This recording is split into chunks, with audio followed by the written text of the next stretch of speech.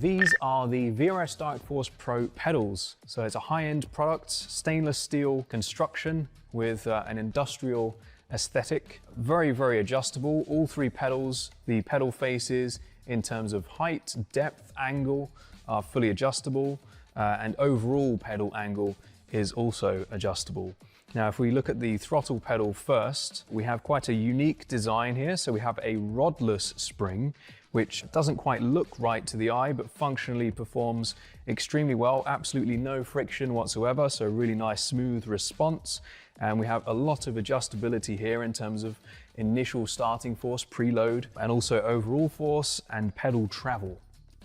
So if we move on to the brake, we have similar levels of adjustability, a very high-end, heavy-duty construction. We have the blue spring on here at the moment, which tolerates a 65 kilogram maximum force. Also supplied is the optional red spring, which doubles that to 130 kilograms. These are linear springs, which is not normally how a real-life brake pedal feels. So we have this very clever mechanism on the back here, which basically turns that into a progressive, more realistic feeling, which gives you quite a decent bit of travel for low-level trail braking, and then more of a ramp up when you're really braking much harder.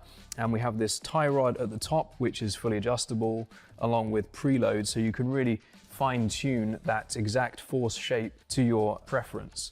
On the clutch, we have a similar level of adjustability in terms of pedal face and also the shape of the curve. So we try to emulate a clutch plate, which is stiff initially and then flattens out as the clutch gives way. So that's emulated here with a small amount of adjustability, including overall travel as well. So we're very happy with this product, and we hope you are too.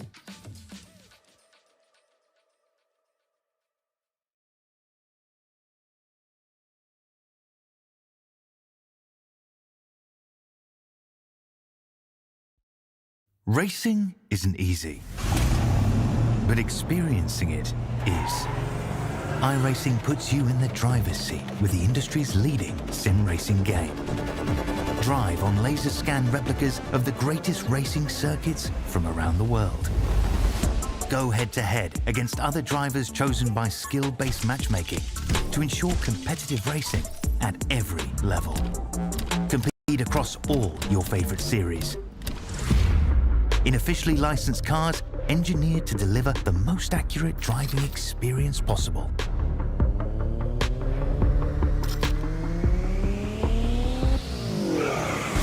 Join a race or host your own with players from across the globe. Race against the computer or in a league with friends. Feel the thrill behind the wheel. Visit IRacing.com.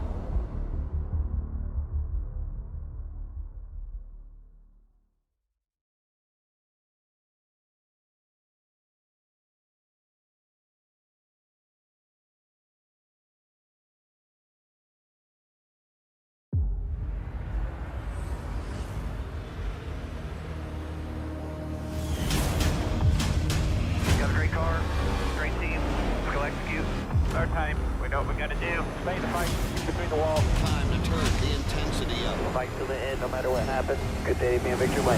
Green flag is in the air. Driving with conviction. Side by side, hammer down.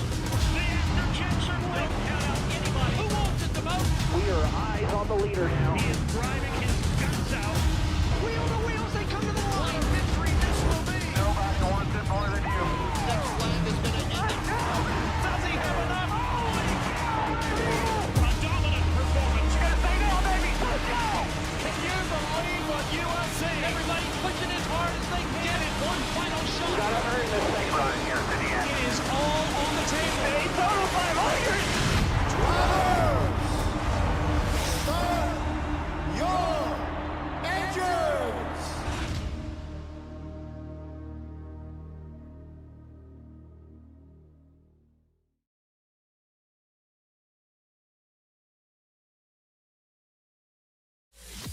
If you're looking to get serious in sim racing, one of the first things to do is upgrade your wheelbase and pedals. The powerful force feedback in our direct drive wheelbase makes a huge difference, and our highly adjustable precision pedals will give you the consistency you need to improve. So you'll not only get the best value for your money, but you'll also benefit from our quick, local shipping from Australia and save even more. Our transparent pricing has GST included, so there's no nasty surprises at checkout or further customs delays and charges. And if you're near Melbourne, you can simply pick up your hardware from our showroom and get a free product walkthrough from one of our VRS coaches. We offer excellent customer service after the sale, and our hardware is made of the highest quality components. To get yours today, just go to the URL on the screen or click on the button below. But hurry, stock is always limited due to high demand. So if you want to get faster, sooner, VRS is your answer.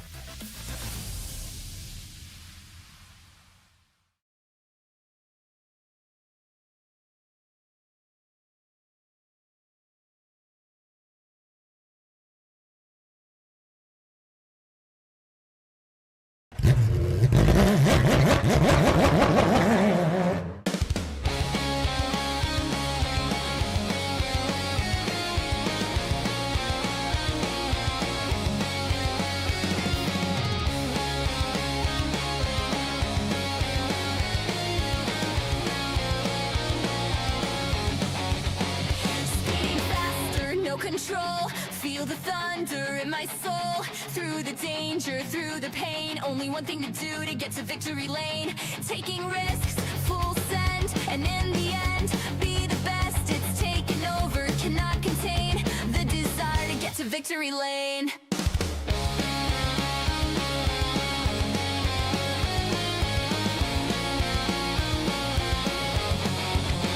I hear the echoes of the past, the roaring ghosts that never last. But here I stand, the finish line. One last race, one last time. Through it all, get past the pain. Cutting laps, making gains. Feeling tired, get to my aim. The desire to get to victory lane. Speeding faster, no control. Feel the thunder in my soul. Through the danger, through the pain. Only one thing to do to get to victory lane. Taking risks, full send, and in the end, be the best. It's taken over, cannot contain the desire to get to victory lane.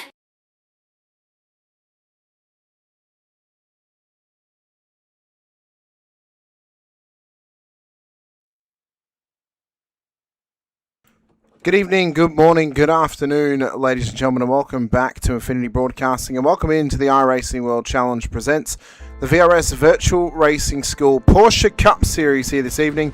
We're in for the final droppable round of Season 4, Round 8 this evening, out at Daytona Moto Course. If you're unfamiliar with this course, it's one of the newest updated variants of the road course here at Daytona since the recent iRacing NASCAR updates have come into effect. For all those wonderful circuits that the NASCARs run it, well, they snuck in a sneaky little layout of Daytona that's previously been run on other sims and other games, including Forza Motorsport. The moto course cuts out the regular banking entry point, which you'd have on the regular road course, as a little dogleg instead. Actually enters onto the back straight. We'll be able to see it all in action though across the night. Worth of racing. Hamish Munro here with you alongside Brandon Stuck once again. And as we come into this round, it's final droppable round time, of course, and it means that if you're going to have a poor performance, and you've had good performances thus far, tonight's going to be the night to do it. You don't want to have a poor run over the next 2 weeks when we head out to the Miami Autodrome and into Adelaide Street Circuit as well in the finale round, as guess what, you've got to leave those places with the points you garner. So tonight is the final opportunity for you to have a poor run before resetting your momentum into the final 2 rounds. Brandon, into Daytona we come. It's been Daytona season across the first part of the year. A couple of weeks ago, of course, we were running the Daytona 500 and into the Daytona 24 Hour as well on the Raw before the 24-2. And now it's time for us to be able to run Daytona in this adjusted layout, which should offer up some good challenges to these drivers tonight. And I mean, Daytona is always a special place to come, no matter what layout you're running, and it's always a special time whenever you get to run here as well. That's certainly right. January and February is basically the 2 months of Daytona. They call them May, month of Indianapolis. January and February of the month is the 2 months of Daytona. I'm interested to see how this moto course will go. Bit of a fun fact for you, this is actually my first time calling this version of Daytona. I've never actually seen this version in action tonight at all, but I'm certainly interested to see how it goes tonight, and with the amount of cars and talent we have on the Porsche grid tonight, it's going to be a big one.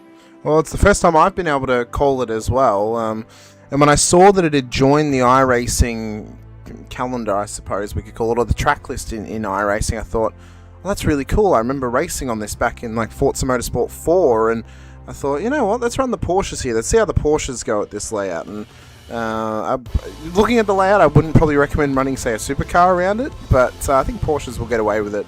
Higher downforce, slightly smaller cars as well.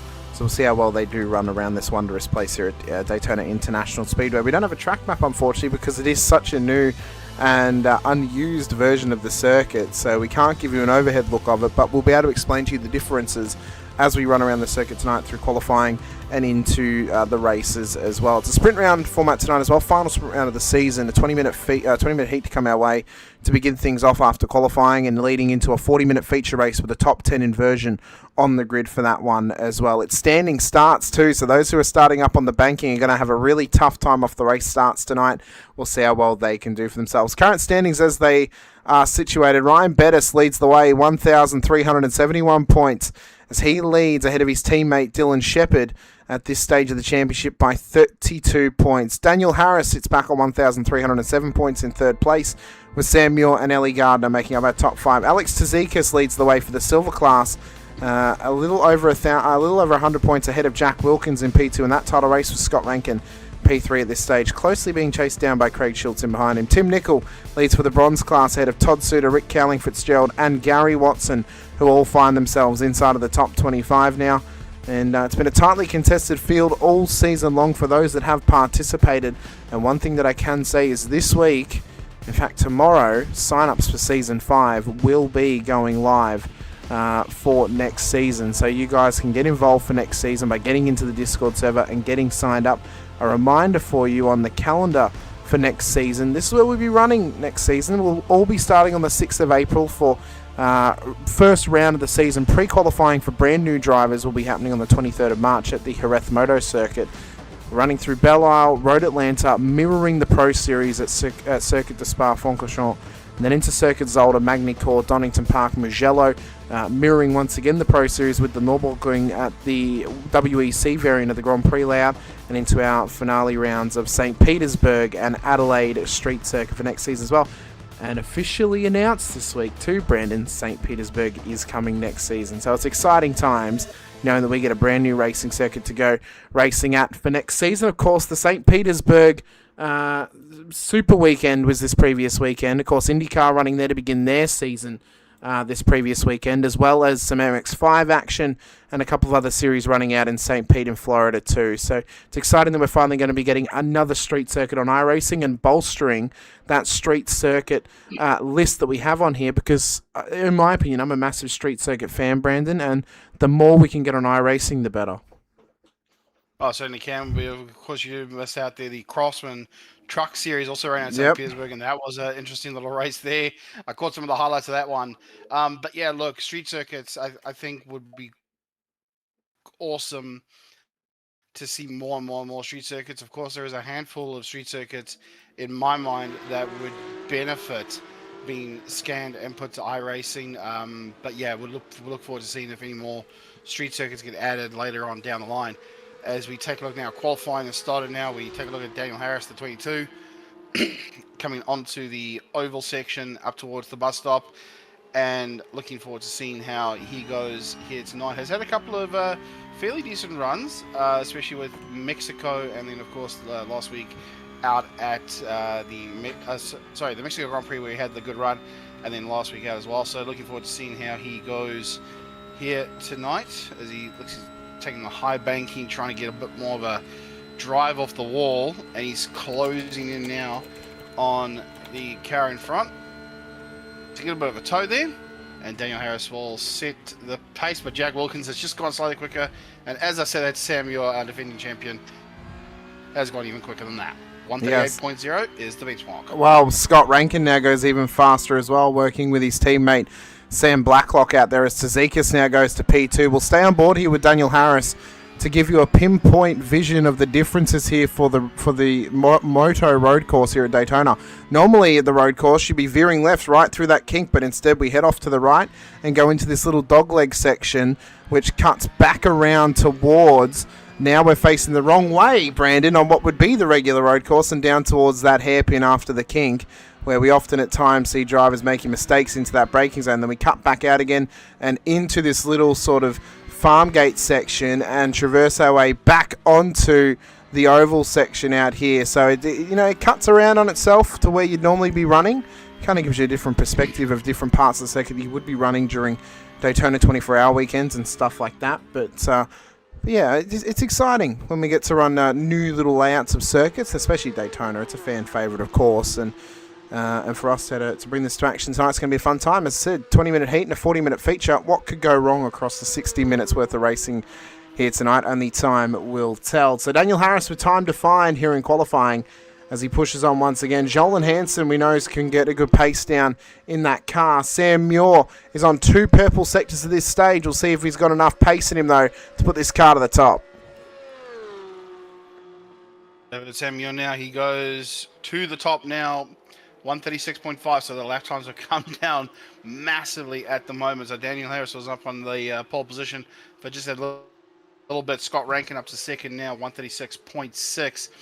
So Scott Rankin, I mean, I'm going off last week what he said at COTA. He formally announced his retirement from Porsche Racing. He's not a fan of COTA. And then when you announced that Daytona Moto was the next one, he sort of formally announced his retirement. He's back now, but I seems to think that second place, maybe he's starting to get used to this track. Maybe he's starting to see that maybe he might be able to get a good run for that silver class in this one.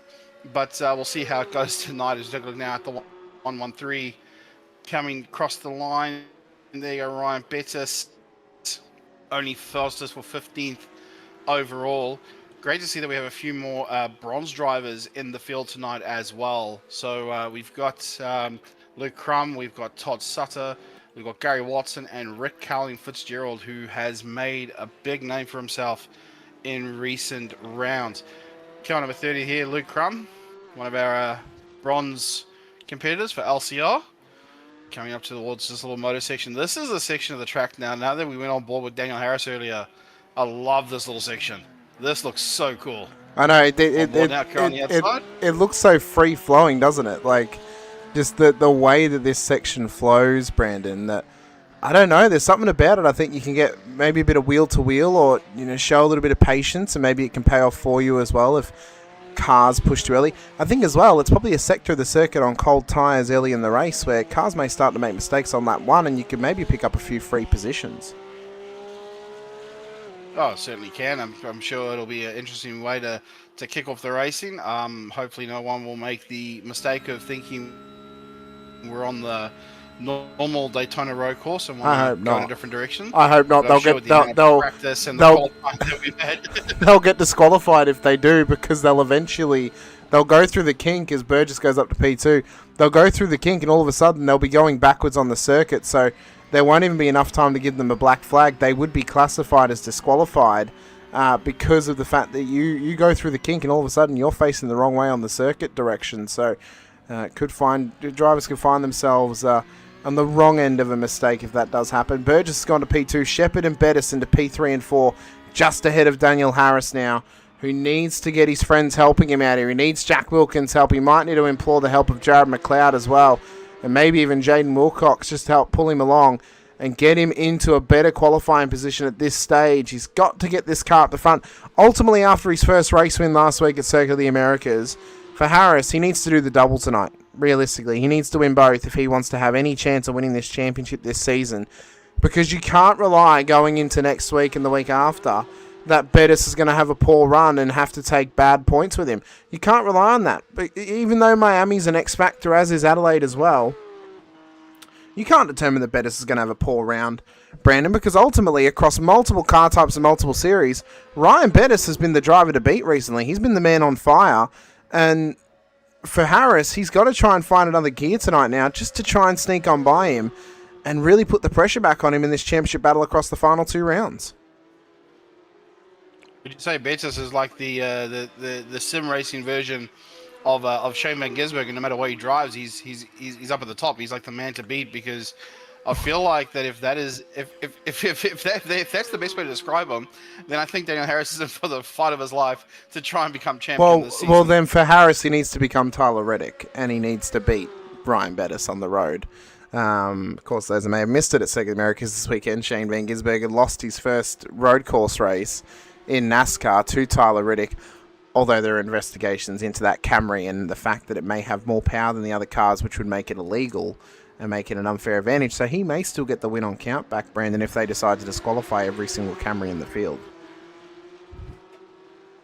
Oh, it certainly would be, and then I think that'll just open up a wormhole of debate and arguments online. We all know what everyone can be like when they get a keyboard and want to let their opinions be heard. But we take a look now back to the virtual world here. The 113 of Ryan Bettis now right in behind the 43 and trying to get it so around goes Dylan Shepherd, and Ryan Bettis has hit the brakes and hit the escape button to get back to pit lane. Didn't want to make any contact there. Look back now at Sam Blacklock, the 215, coming through the bus stop. Nice and shiny, all but drop big car in the lights. Up towards the final part of the lap. How glued the virtual driver is to the racetrack. I know, he's Got his eyes focused. I swear I saw him blink at one stage. I don't know if he actually did or not. But for Blacklock, he looks to try and improve his time. He'll start another lap though here. P6 at this stage, 136.58 was his previous best as he comes in towards turn 1. Was that someone? I think there might have been a bit of contact there up ahead of him. Yeah, I wasn't sure who that was that went off track. I've got a notification that Sam Muir's been off the road, but that was nowhere near that time period, in fact. So it was very, very weird. Jamie Fleming's in behind him, so maybe it was Fleming that went off the road, possibly. Although, was this behind Blacklock? Oh, so Fleming goes off, runs through the crowd stroke, so I know that's behind Blacklock, so I'm unsure why that's happened, but that's very, very weird ahead of him. I don't know the boys of Shepherd, Harris, and Bettis. Maybe one of them might have gotten into each other, but we'll soon see like later on down the line. Because it was two dark cars. All I noticed is there were two dark-looking cars up ahead, so it might have been one of them. But we'll take a look now. 11 and a half minutes past in the 15-minute session. Samuel still leads. Miles Burgess second, Dylan Shepherd, and Ryan Bettis. And you can see this now. Looks like Dylan Shepherd's going for a move. Try and get past. There you go. We'll see if maybe he might want to give Ryan Bettis a bit of a tow. Looking back at a little bit further back, Ellie Gardner down in 13th. Unfortunately, not a good run for her. Not too sure whether she's just not coming to grips yet with this track. Of course, highlight of the season for her, that pole position in Mexico. I mean, look, she can do it now. She knows she can do it. She's going to get to come to grips with the car, the track, the conditions, make sure that she can get her head around it. And of course, that's one thing I love about iRacing is how realistic they make these things look. And then, of course, every 13 weeks, the new updates that come out, they just make them better and better and better. Whoa, bit of a slide there. Torelli Gardner has just missed the wall. And you can see the cross flying off the car there, back on Sam. You're now at the top of the table. We've been given some information here in the chat about this layout here tonight from Jackie Anderson in the chat. This pit speed limit ends at the end of the lane, not after the curve on this layout. So expect a few to hit the wall on exit. So on the regular pit exit at Daytona, you have to run all the way around to the green cone before you can turn off the pit speed limiter. This layout has the old pit speed limiter end, which is at the end of pit lane, and then you go full bore around the little driveway section. We may see some drivers pushing the limits tonight to get out of pit lane as fast as possible. For my money, though, with how tight this pit lane is, Brandon, I would say that probably the better choice is to make sure you get a clean run more so than a fast run through the exit of pit lane, because you don't want to end up having a scenario where you make an incident or you get yourself blocking pit exits. Scott Rankin brings his car back into pit lane now. So if we ride with him, we'll see down the end there. You can see where the end of pit lane finishes. That's where the pit speed limit ends. So you're able to go full whack out of pit lane and through towards around the inside of turn 1 and out to the exit towards turn 3. So that could cause some drama tonight for some drivers. We'll see if it catches anyone out. Yeah, certainly will. I mean, there's this new sort of layout here, and we've got some information there. So shout out to our YouTube chat for letting us know on some of these layouts here. So we'll see when the pit stops happen in our feature race later on tonight. We take a look at Sam Blacklock coming around the little hairpin there and up towards this new section. Look at that. You can see the gives us a good indication of the view layout. there. So you can see the black mark going around. He's completely just straight lined that corner, was, but I don't know where he was going. Let's see who else is near there. All right, Mezzomo's coming through turn 1, so he'll try and follow through that section, although he's only got 15 seconds. He may not even make it there. He might get cut off here if he's not quick enough. But yeah, it kind of gives a good indication from the overhead of the layout of this circuit. We may go back to the overhead off the race start just to see what this particular layout looks like in terms of the differences to the regular road course as well. As qualifying comes to an end, Samuel claims pole position here at Daytona. He's yet to take a race win here in Season 4. He's a multiple-time race winner before now.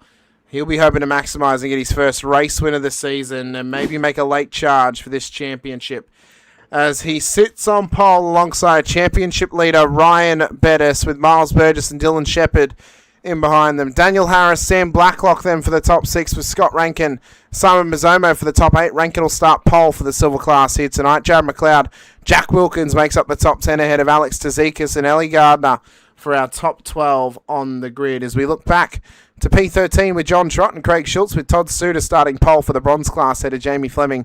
Rick Cowling Fitzgerald with Joel Hansen alongside Luke Crum, or ahead of Luke Crum, and Gary Watson. Jace Douglas will start at the back end of the field, and our race controllers here tonight, Greg Favell, Leith McClement, and Jordan Ferguson will be driving the safety car. We'll see whether he actually gets safety car laps in tonight or not. I don't know how I feel about the possibility of safety cars tonight, Brandon. I mean, it's regular Daytona road course. I'd say it's maybe a 50-50 because of the high-speed nature of some of the corners, but being that it is high-speed and front-end contacts more often than rear-end contacts, and these things being rear-engine, I don't know if we'll see many engine knocks where we actually need tows back to pit lane and where we need a safety car. Yeah, I think the new section, especially that the motor section that we're using, you know how it comes back around itself. I feel like that's where a lot of the contact might be. I mean, that section is rather tight. Look at the gap here. You can see there between some of our drivers as they're still loading into the loading onto the grid here at Daytona. I love this little overhead shot. You can see some of the cars still missing. Oh, there's a couple more there. And how see what happens. But yeah, I reckon the section at the back end will be a lot tighter. Than what it looks, especially when you've got 20 screaming Porsches going at it, or 21 at this stage. Sorry, going at it. So we'll be interested to see how this happens right off the start. Well, what else will be interesting too is the race start procedure. Of course, standing start on the banking. Ultimately, you want to be in an odd positioned number, it seems, on the starting grid because you get the inside run, which has got a slightly better banking than the upper banking of the course. So we'll see how this plays out across the race start. The main thing for the drivers tonight is make sure you limit your tyre spin off the start line and just try and get as smooth a start as possible. Because ultimately, if you line up the rears, you're going to go straight to the bottom of the banking and you could end up in the way of another car on that bottom line. At least for the bottom line starters, they're going to go into the infield where they're not going to be in anybody's way. But this race start could be pure chaos. It could be carnage if we're not careful. But for Sam Muir, he couldn't have asked for a better start position here tonight at Daytona. As lights will go up and Muir will get us ready to go racing here at Daytona International Speedway. We wait for the green flag. We wait for it to drop as it does, and the cameras begin to flash, and we can see there it's a poor race start from Ryan Bettis on the upper line. He's already had to drop back now to P6 on the road as they enter turn 1 for the first time. But they've got to be cautious through here as they battle away. Watch Daniel Harris. He wants to run up the inside of Shepard. Looks to get that job done through turn 2, but he's got Burgess to deal with ahead of him down towards turn 3. Look at this, the 43. Dylan Shepard making a move on Daniel Harris right now. But look at Sam Blacklock now. He's following suit. He's going to play a little bit of a draft game there, keeping an eye on Simon Mazzona at the background as well. The 954 with Scott Rankin right behind him. Here we go, coming back for the first time ever into this little section here for race pace. Look at him scramble. Oh, bit of a slow exit there for Daniel Harris. Simon Zono gets past. Ryan Bettis makes up another move there. Look at them trying to snake through, trying to find the grip. This is a slow section here. Here we go, going to make this way back out onto the oval, up towards the bus stop. Look at the drag race here. Daniel Harris and Ryan Bettis having themselves a real old scramble. And look at Rankin now. He's going to make a move up the inside of Daniel Harris. Will get the job done as they make their way up in towards the bus stop. Yeah, riding on board now with Rankin as John Trott's made a mistake further back. We'll try and get some footage of that off the end of lap 1 here, but Harris putting major pressure now onto Scott Rankin through the Le Mans chicane, as it is now modernly known as, but as iRacers we know it, of course, as the bus stop. As Rankin gets a run here on Bettis around the outside. And of course Rankin should do well tonight. He's a NASCAR aficionado. I expect him to be strong across the oval section of Daytona, knowing that he is an accomplished oval course racer, as Mazomo is now into pit lane with a black flag. We suspect maybe a jump start of some description, but Mazomo having to come in, and that's only going to hurt his night from the get-go here. Miles Burgess leads, though, to Sam Muir, Dylan Shepard, Sam Blacklock, Harris, Bettis, and then it's Rankin leading the silvers, and McLeod, Wilkins, and Tazikas with Suter leading to Crum, Cowling, Fitzgerald, and Watson for the bronze class here this evening as lap 2 has commenced. Let's have a quick look here at what happened to John Trott off the exit of the moto section. He had Craig Schultz in behind him, one of the JMR cars out there too, and it looks to be on his lonesome as he's just lost the rears. Oh! But a close contact there with one of the other cars coming through there, so unfortunately John Trott not having a very good one here. The number 93 of Miles Burgess leads from Dylan Shepard. Sam Muir in third. Blacklock fourth, Harris and Bettis. Scott Rankin still your silver class leader at the moment, and Todd Suter is still the bronze. So here we go now. We're starting to get a bit of a rhythm, bit of a feel, see who is where, who has what in the tank. Alex Tazikas and who's there? Jack Wilkins having a bit of a back and forth. I can see their names swapping positions on the timing board. And look at Ellie Gardner now, round the outside. Has found a bit of pace, and that car is up 2 positions in this one. Will sneak in back in behind Alex Tazikas and get a bit of a tow off the number 49 as they come down towards the start finish line to begin their next lap. And she goes round the outside towards turn 1. A bit risky there. Can she make it stick? Nope. Not going to. Alex shuts the door and says, try that again. So I noticed there Jack Wilkins having to serve a slowdown from the bus stop. Served it all the way there to turn 1, which is often the case of how long you can serve slowdowns for, but that definitely had a part to play in him dropping positions to Tazikas, Gardner and Schultz across the end there of lap 2. So for Wilkins, he's got some work to do to try and catch back up again and take back the time that he lost there due to that slowdown. But the off tracks are going to be harsh tonight for these drivers. They've got to be careful across the whole race here of race 1 for the 20-minute heat and into the 40-minute feature as well. Further up the road, Daniel Harris battles with championship leader Ryan Bettis at this stage. And Harris ultimately needs Bettis to end right up at the back of the field, and Harris needs to get straight up to the top. He needs a race win, if not 2 here tonight, and probably would want to be taking it in race 2 where the points are worth more, but he still needs Bettis to drop positions. He needs to try and gain bulk positions to Bettis here tonight. Otherwise, he's not going to have anything he can do about trying to challenge Bettis for the championship this season. Yeah, Bettis, you can see right on the rear of Daniel Harris. The slipstream is rather strong with a track like Daytona. And with the Porsches all the same. Look at that. You can't even see the headlights on Ryan's car. Oh, okay, there you go. Now you can now. He was so far up the inside of Daniel Harris, you couldn't even see the headlights in that rear view shot. So Daniel Harris now showing you, Ryan Bettis now showing you his clean set of heels here, trying to make sure he doesn't want to get too confident. He knows he's got a good championship lead at the moment. If he can keep it clean, I'm sure he thinks he can make it through to the final rounds of Miami and Adelaide to secure himself a championship. But look at this battle pack is now forming here for the top 6 cars into trying to make it a 6-way battle for the lead, as Scott Rankin has just lost a position to Jared McLeod. So we've got a bit of a changeover for position there between the 57 and 56 in silver class.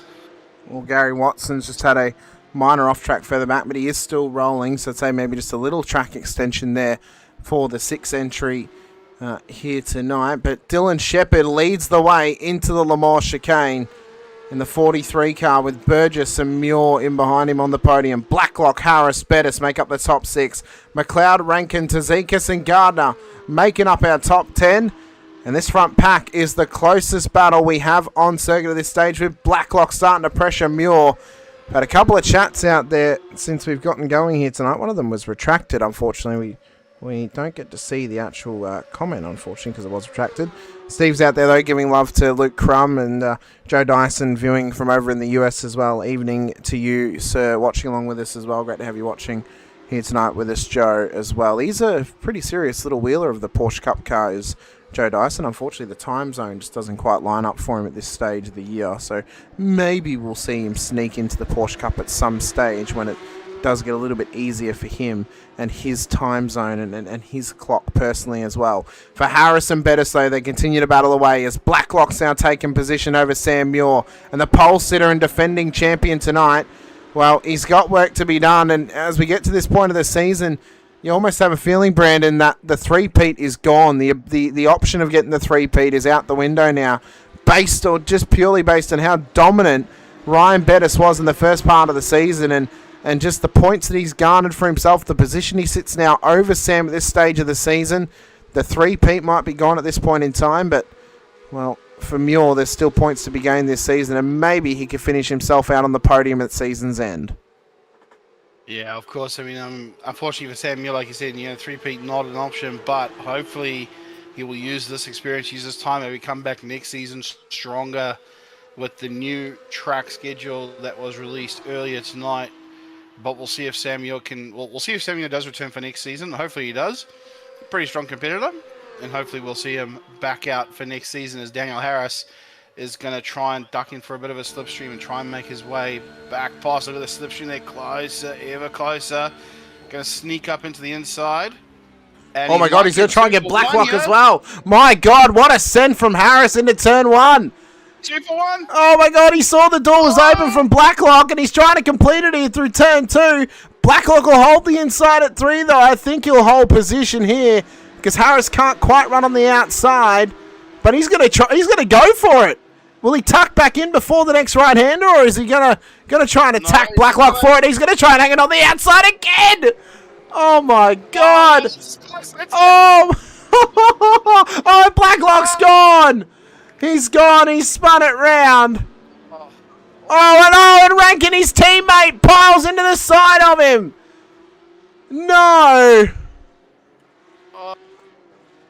Rankin will be shooting it down. Look at this replay here. Daniel Harris up on the outside of Sam Blacklock. Little bit of a touch coming in.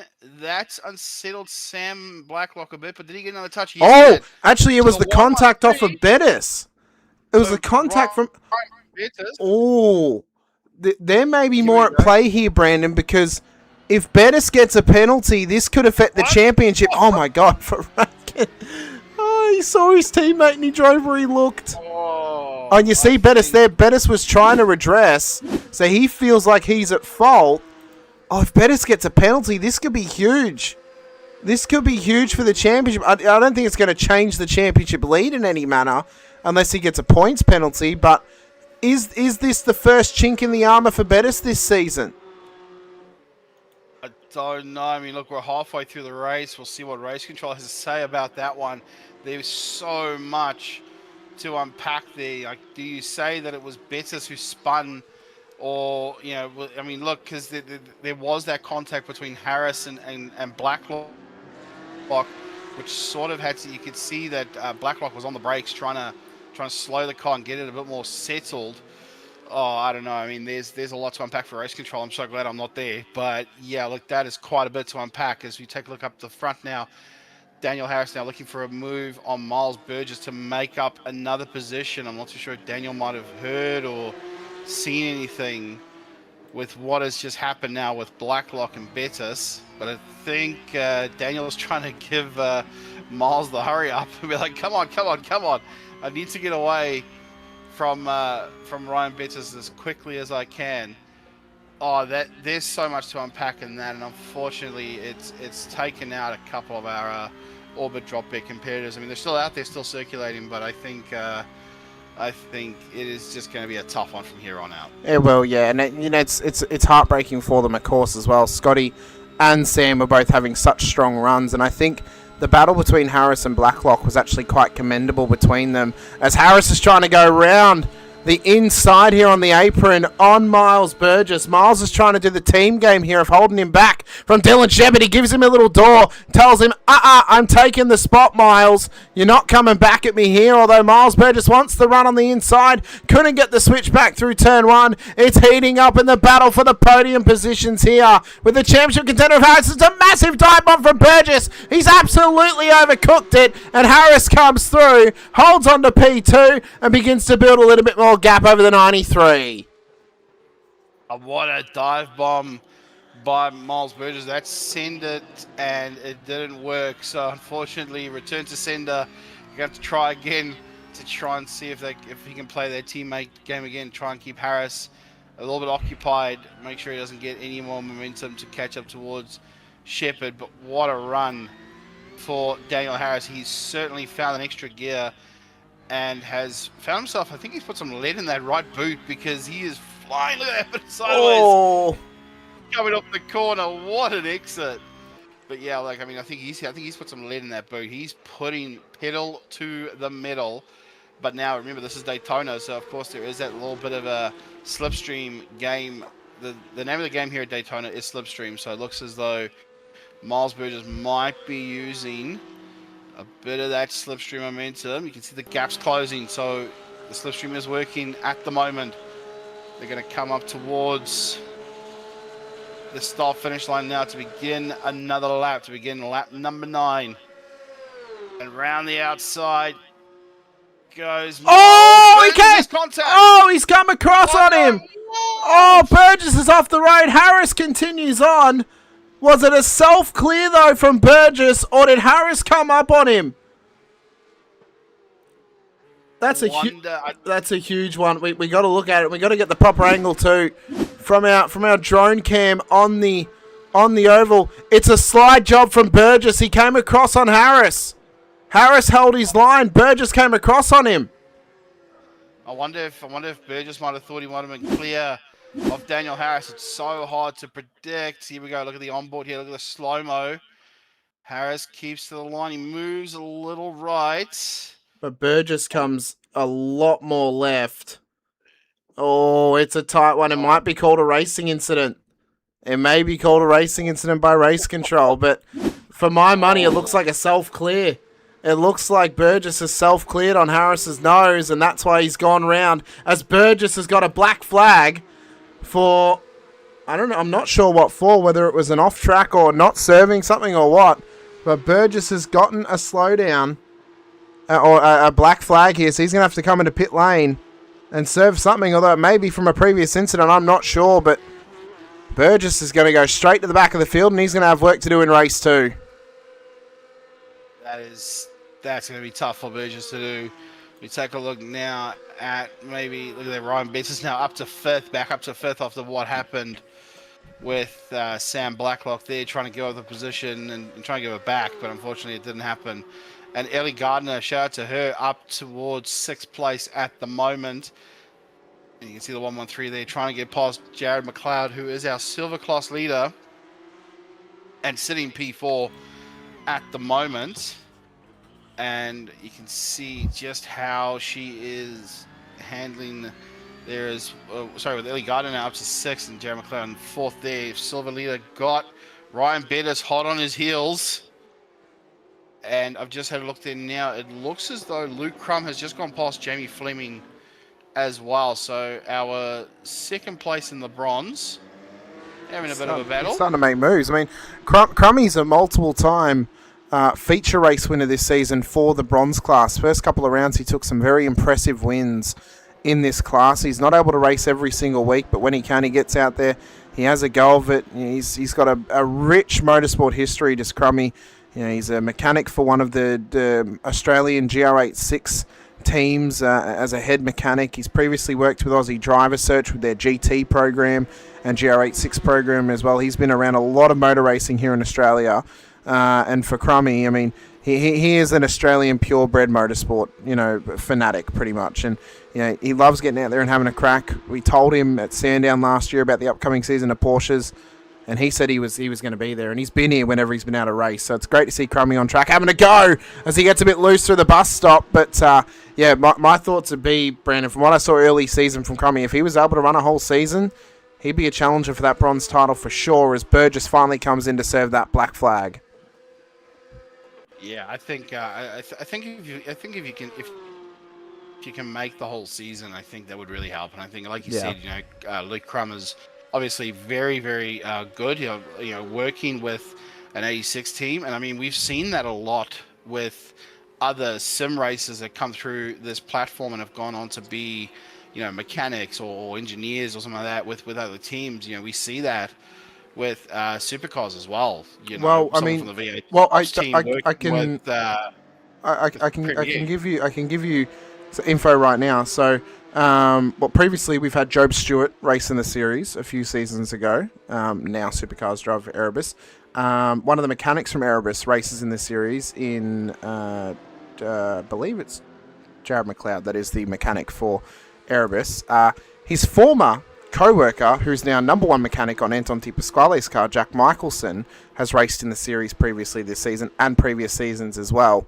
We've got a couple of guys from the Australian motorsport scene and, top-level Australian motorsport scene racing amongst this series as well. But the crossover is huge for the amount of drivers out there or members of Australian sim racing who are involved in Australian motorsport too in the real world as well. So, these guys are just a small part of the bigger, wider community of Australian sim racers who also participate in full-time motorsport as well. But it's great to have them as part of the series, whether they've been a small part previously, for a season, or whether they've been around for a little while too. It's great to have them all on board as Bettis and McLeod battle for position here in P4 as Bettis now sneaks on through up to the top 4 position. And if you're Daniel Harris, you've got to try and start to chase down Dylan Shepherd here just to put up a couple more positions between yourself and Ryan Bettis there in behind you. Yeah, of course, we're only with like a minute and a half left to go in this one. I don't think Daniel Harris might make that unless Dylan makes a big whoopsie somewhere along the line. But obviously, Dylan Shepherd, not one to make many mistakes. And of course, I think if he can just keep his nose clean, I think he might be able to get that one. But yeah, look, I mean, absolutely awesome stuff here so far. Race has been fairly clean, apart from a couple of other big ones, but we'll see what Racing Trial has to say about those. Looking a bit further down the field, Jared McLeod, of course, leading our silver class. Ellie Gardner behind him for company, and Alex Tzidikis in the back there. In the 49, has had a hell of a run lately in silver class. And looking at some of the positions up and down the grid, the best of the movers is Jason Douglas in currently P14. A little bit down the order, but he's up 7 positions. He started near the back. So shout out to Jason Douglas in the 099. And of course, we can't forget, look who's in 11th there, Hamish, Todd Sutter, our bronze leader at the moment. So bit of a mixed bag of field here for where our class leaders are sitting. And look who's in the background there, Scott Rankin. He's got Simon Mazzono for company in the background. This will be a good one to see. Jay Kennedy and Dan Yeaman are about to line up here with the popcorn to watch this battle commence, of course. For those who don't know, Mez and Rankin called probably a good 5 seasons together of split one of V8 veterans and previously hosted a podcast together as well. I wonder if they're recording the podcast right now whilst they're battling each other amongst Todd Suter as well. I wonder if they are, but I mean, listening to their podcast in previous episodes, Scott loves to throw Simon under the bus and given the virtual flattening just for a laugh. And look at the battle now; you can see there. Todd Suter! just spun. Miz has unfortunately just tapped Todd Sutter and has spun him around, but we look back at the front here, the 43 of Dylan Shepard will come through the bus stop here, coming around the final bend, and will take a clean win, 4 seconds clear of Daniel Harris. So that'll be a nice clean win for him. Dylan Shepard will enjoy that one as he comes up to the final corner now onto the slightly flat bit of the Daytona International Speedway. Going to come around the bend, flash the headlights, and will take away the outright win and the win for gold. Daniel Harris now comes across and takes second. Sam Muir, defending champion at the moment and potentially outgoing champion, takes third. Ryan Bettis makes his way back up and gets fourth. Jared McLeod will win out the silver class, followed by Eddie Gardner for gold. Alex Zikas, Jack Wilkins, Craig Schultz, Sam Blacklock. Here we look back now at Luke Crum, our bronze. Looking for another position. Bronze there. race Maybe leader now. second. Yeah, bronze race leader now. He's drag racing with Jace Douglas. It was 0.05 of a second at the line. Barely anything separating them. But a great run to the end of that race there for Luke Crum. It must be said. So that incident involving Sam Blacklock that we saw earlier on is going to be going to post-race review. So we're not going to get an answer just yet on the outcome for that one. It's a non-in-race penalty, of course, for either Harris or for Bettis. But there could be a post-race penalty coming depending on who is found at fault for that one. Although I've just found that they've started to write Daniel Harris's name, but we'll see what goes of that one. And then they're also still reviewing Daniel Harris and Miles Burgess's incidents as well. They had quite a few together out there. Yeah, so there's a few incidents to look at and review as we look now looking forward now, 5-minute warm-up. See if anyone goes out there just to cut a few laps. But I think everyone's going to be resting and taking a breath after this one. Might be having a drink of water or maybe even a coffee or something just to get the energy back in for the next one, which will be a 40-minute race. Yeah, it will be indeed. So we're going to take this moment to give a quick thank you to our series sponsor, of course, VRS. So whilst the warm-up's happening and drivers are looking to exit pit lane and get a little bit of extra practice in, we're going to take this chance to go get ourselves a drink and relieve ourselves for a moment here. So don't go anywhere. There will be some on-track action, I'm sure, with cars heading out there for this warm-up session. We'd just like to give a quick thank you and hear from our wondrous supporters out there from Virtual Racing School at VRS as they talk us through some of their top-level pedals that they now have on offer for you over on their website at VRS.com. Don't go anywhere, though. We'll be back shortly with the 40-minute feature to come here at Daytona International Speedway.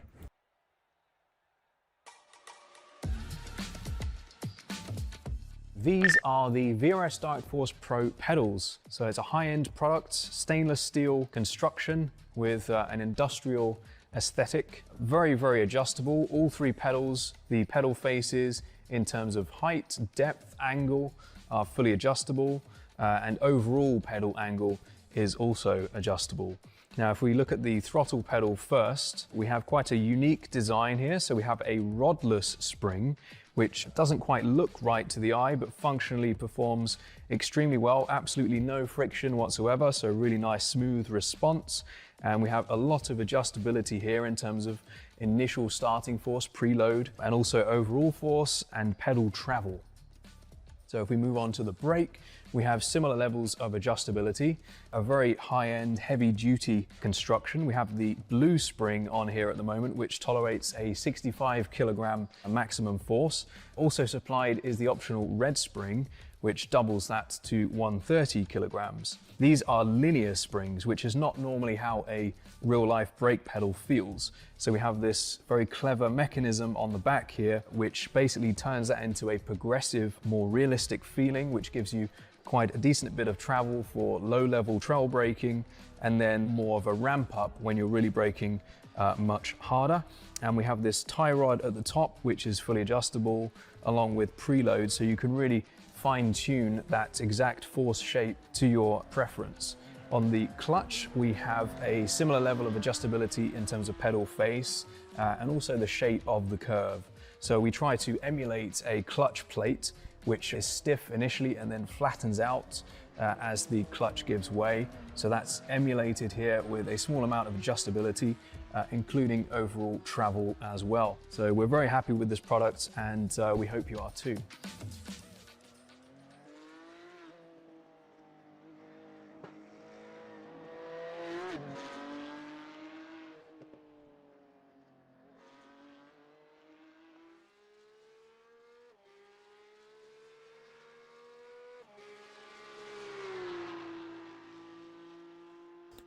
Welcome back into the VRS Porsche Cup Series here, brought to you by iRacing World Challenge and Infinity Broadcasting as well. I want to give a shout out to our series sponsors, of course, VRS Virtual Racing School, SPP Graphics, Infinity Broadcasting and Blackheart Designs. As Ellie Gardner's on track at the moment, just finishing up her warm-up session here for the final minute of this stage. We've had a question in chat from Steve asking, what's the rules on weaving when you have a slowdown? Believe the rule is you're not allowed to serve a slowdown on the racing line. So if someone's weaved whilst they're committing to a slowdown to block someone, that would be classified as blocking. Drivers get 2 moves down a straight to defend a position. So if they've moved more than 2 times, then it would be a penalty. So if someone calls it in, race control will have a look at it if you think there has been something untoward done by the driver in question as well. So that's what I would recommend if you're wondering about Crummy and I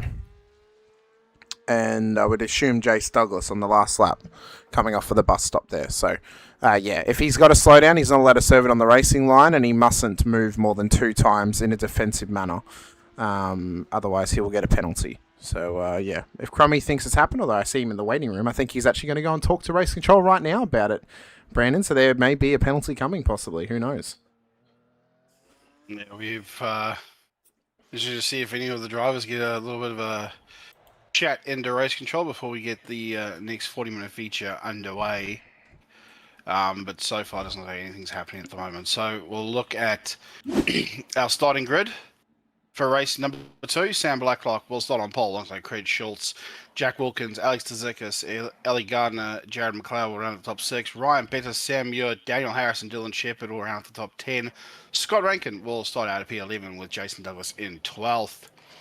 13th, we have Luke Crum, our bronze pole sitter for this one, with Jamie Fleming alongside him. Todd Suter and Simon Mazzono in 15 and 16. Rick Calvin Fitzgerald and Jolene Hansen will round out at 17-18. John Trott and Gary Watson for 20, and Miles Burgess will take out P21. And of course, we have our race control and safety car driver. Well, Hamish, let's see how the 40-minute feature goes with a compulsory pit stop. We saw Ellie there practicing her pit exit and entry. Let the racing commence, and we'll see what happens. We will indeed. Now, of course, pit stop in this race is merely compulsory based on the limitations of the fuel tank. They only have 35% tank capacity, which cannot make them 40 minutes, although safety cars could be a factor. As we're underway in green flag running once again at Daytona, as Blacklock gets it off the line nice and cleanly, and with Blacklock up on pole, well, it could be an interesting affair tonight. If he can withstand 40 minutes, he could go on to win this race, knowing how good he can be off a start line, and he's already started to build some gap here over Jack Wilkins and Cohen behind him as we enter down towards turn 3. Harris trying to make moves early here on the inside of McLeod. He's got Gardner up ahead of him with Schultz and Tzikis as well, but he's got Rankin and Bettis all over his heels down towards the moto section as Harris sends it on the inside of McLeod. Contact from Bettis into McLeod there. Gives him a little knock into Rankin. They're getting heated through the moto section once again. They somehow survive this time, but Rankin's gone round. Rankin has gone round. Was there contact with Douglas? I think there may have been. Unfortunately, Rankin's not having the race he wanted here tonight. His teammate, Sam Blacklock, is having the opposite end of the coin, having a great run here, building up a great lead. We'll see what happened with Scott Rankin a little bit later on. And it looks like Ellie Gardner's dropping down the field. What is going on there? Why is Ellie dropping? Has she had a bit of a moment? Yeah, Ellie's gone off. Yeah, on the entry to the oval section of the circuit. So we'll have a look back at these at the end of lap 1 as Blacklock will come around the final oval section now. What would be turn 3 and 4 of the International Speedway layout of Daytona. Of course, a regular tri-oval turned into a wonderful road course. It's fantastic whenever we get to go racing at this sort of circuit. As Todd Suter has a slowdown out of the bus stop. He's serving it off the racing line. That's exactly how you do it, Todd. Although right in the wall like Ross Chastain is not going to help you in this case, but he'll try and serve that slowdown as best as possible. So let's just see here some of those moments that happened on lap 1, namely this one here with Douglas and with Rankin. So Rankin actually got loose and Douglas had nowhere to go. So we noticed that Rankin got a little loose on the rear there off the exit, and then that's where contact was made with Jace Douglas. And if we continue following this around for the next few corners and we follow with Ellie Gardner, this is how she lost the rear end. Coming onto the oval. Oh, just got the rear loose and around she went. Wasn't much more that she could do about it in that stage. Yeah, unfortunately not what she wanted to do for her 40-minute feature run here at Daytona. But yeah, with the Scott Rankin incident, unfortunately get a bit loose and then get a bit of a helping hand to face back the right way from Jason Douglas. I think he might owe Jason a beer after that one to keep him facing the right way after that. But we look now at Sam Blacklock and Jack Wilkins here. Jack Wilkins, our leader in the silver class, currently second place. We've got Alex Tzikis behind him, and Daniel Harris in fourth. So Daniel is the one we're trying to watch here, because Ryan Bettis is one of his main championship rivals is down in sixth place. Dylan Shepard, the other one, down in eighth. So it's a bit of a big mix-up there. Look at Ryan Bettis now on the back of Craig Schultz and trying to see if he can get a run here. The slipstream, using the slipstream good use, pretty much kissing the bumper, giving Craig a bit of a push along. And we'll make a move down the inside as Daniel Harris tries it for the 24. Not going to happen. Ryan Bettis gets through. And Daniel Harris is now trying to get through as well, trying to keep as many cars between himself and Ryan Bettis as possible. Around the outside, Alex Tzikis here, coming up towards the moto section. Side by side, still Jack Wilkins in front. Oh, Tzikis smartly backed out of it there, Brandon.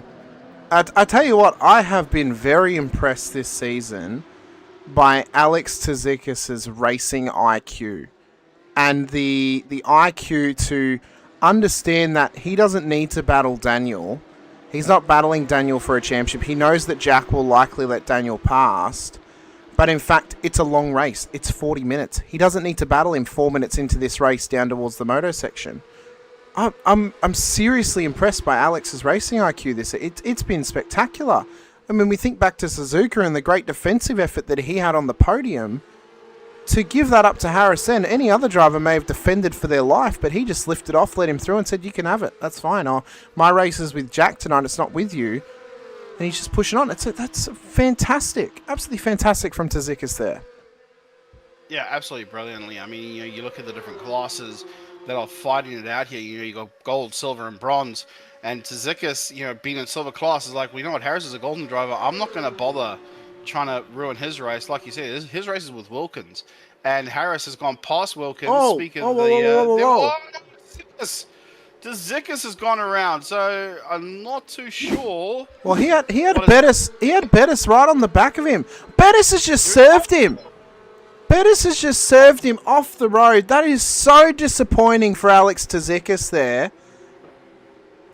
Oh, that's a real shame. After such a selfless moment for Tzikis to let Harris past him, I think Bettis will going to drive through for that, because he's just served him off the road ultimately. Like, oh, who's that gone round? That was John Trott. That's John Trott who's gone round out of OPR. What has happened to John Trott?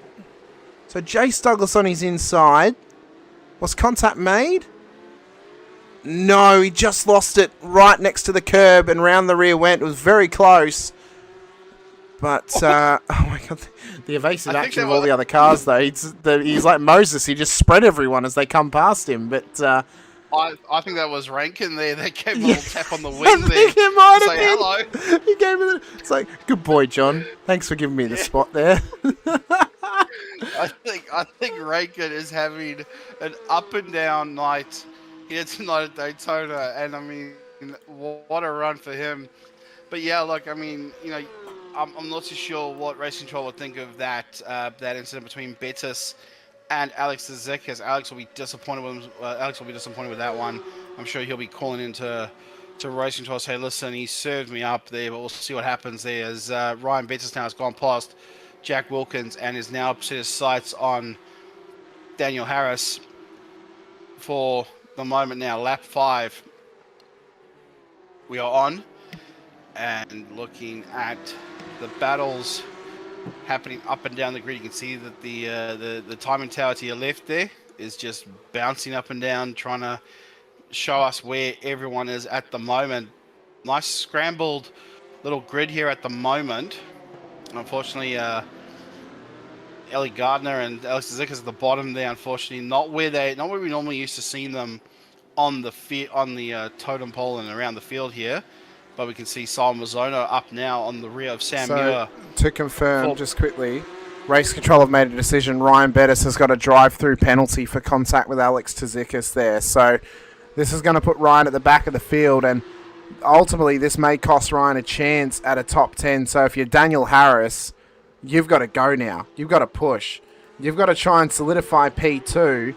If you can't get P1, you've got to solidify P2 and hope that Bettis ends up at the back end of the field tonight, knowing there's a pit stop coming, and he's got to do a drive-through as well. This is the moment for Daniel Harris to push on and to maximize his run here this evening.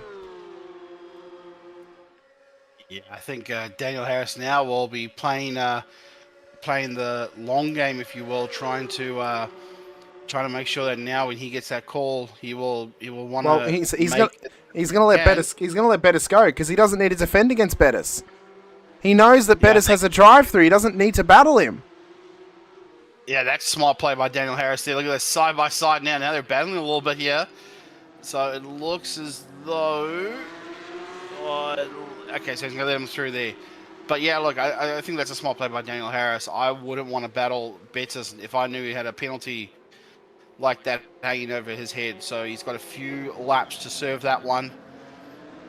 And if you're Bettis, you're probably just trying to slow him down to push him back into the clutches of Shepherd, because you want Shepherd to try and battle him now to hold him up. That's got to be the play here for OPR, surely, is if you're Ryan Bettis, you're slowing up Daniel Harris for the next 2 laps in the hopes that Shepherd can get onto him.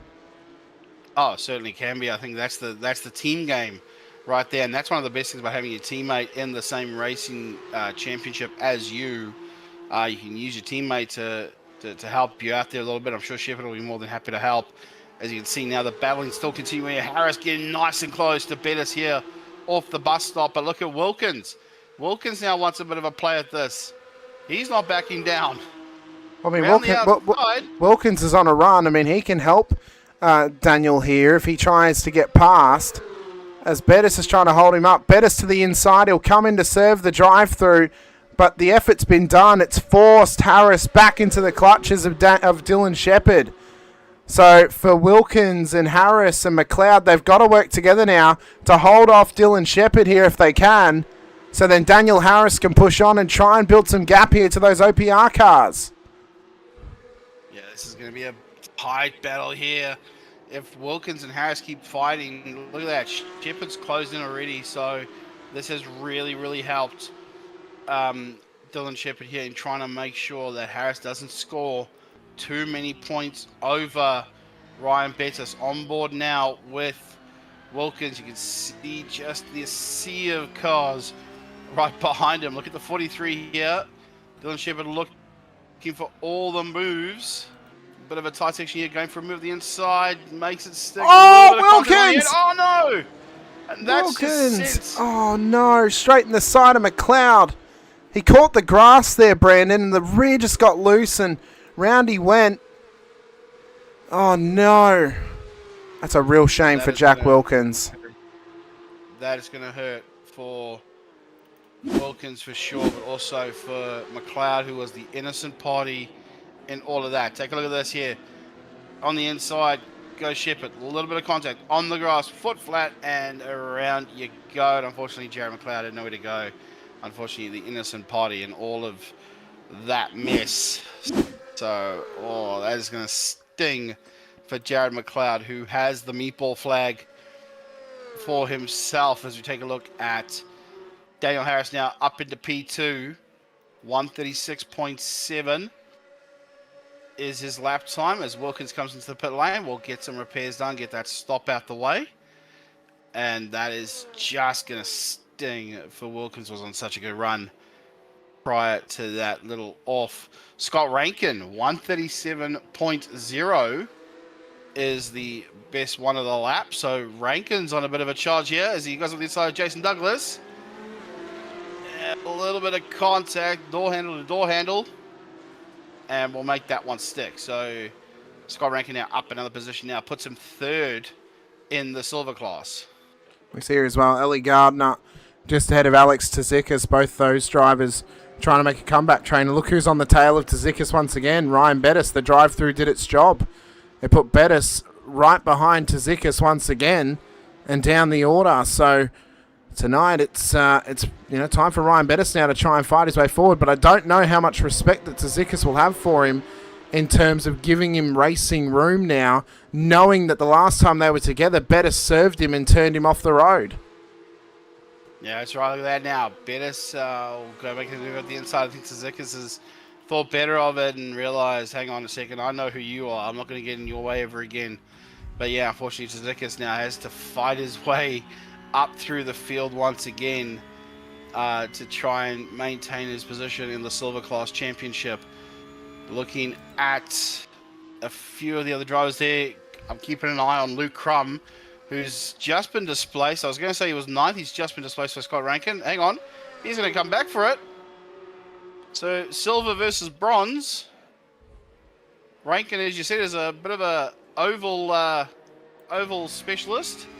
And Luke Crum, who of course has his own skills in sim racing here, and has just displaced Rankin once again, and that's pushed Rankin back into the clutches of Jason Douglas, who might want to come back and take another position off of Rankin. Those two are battling for silver at the moment. See if Rankin can make any moves up through the field once again. He's had a bit of a torrid night, unfortunately, here tonight with the contact in race 1 on his own teammate, but of course that was no fault of his own. See if he can make any moves for Luke Crum. 14 minutes into this race, should be possibly seeing potentially a couple of stops soon.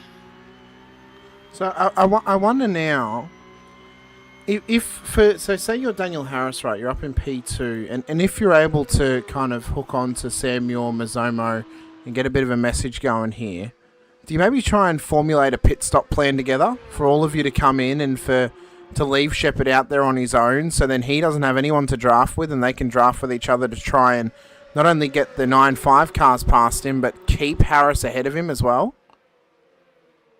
I feel like that would be the best play for a team. I mean, especially like you say, you got Harris, Muir, Mizuno, all there trying to just keep this train going. I think, look, Dylan Shepard's in the middle of it. He gets a bit of that toe off of Harris. Gets a little close there for comfort. But I think that's actually a good idea. If Harris can communicate with Muir and Mizuno to say, listen, let's duck into the pits. Let's leave Shepard on his own. That will leave Shepard to try and fight it out, try and find the clean air, find the pace on his own. They might lose pace to Blacklock, but at least they can use the toe to make their way up the field a lot quicker. I don't think Blacklock is the major issue right now. Obviously, for a race win it would be, but for Blacklock, I mean, he's not in the championship fight. For Harris, his focus has to be on Shepherd and Bettis tonight, right? So for him to maximise, he needs to try and formulate a plan now in the way that he can approach this. And if that is by way of being able to talk to Muir and Mizomo and say, hey, that's stuck in pit lane, let's leave these OPR boys out there to work amongst themselves and we fight with each other to, push forward here, well, that may be the way to go about it. I suppose the only other thing, though, is if OPR then try and counter that and they come into pit lane at the end of the lap, how close are they going to get to them when they come out of pit lane? And is it going to be same scenario all over again and all of a sudden you're running a longer stint? So I don't know how well it's going to work out. Mizomo, in fact, though, has just gotten a slowdown off of the bus stop as Jace Douglas has gone round off the bus stop as well. Contacts happen down here. He's fought it out here with Ellie Gardner. He pops the curb, Gives a little door to Gardner and around he goes. Very lucky not to back that thing into the wall. If he'd backed that thing in, the engine very easily could have blown, and that could have been safety car city right there. As Gardner had been forced into a slowdown scenario, she's now served it into turn 1, and she'll continue to push on at this stage. But for Douglas, he's licking his wounds back in the field now in P16. Yeah, a bit of a shame there for Douglas. But yeah, look, I mean, going back to your point on the slipstream battle and the team and the team battle, if you will, and the teammates helping out, I think that'll be a great idea now for Harris to try and talk to Muir at least, maybe Mazzono as well. He's still in there to sort of, let's say, look, let's make some pit stops and let's work together to get up the front. So we'll see if that plays out the way we think it might, as Shepherd is still in behind with Harris at the moment. That gap is just extending, then brings her back in, extends and brings her back in. We'll take a look here and see how the exit off the bus stop is. You can see Shepherd riding over the curb on the exit of the bus stop as they come in back into the triover section here on the back end of this lap. Looking at the timing tower, it's coming in, getting closer and closer. See if Shepherd decides to make a move.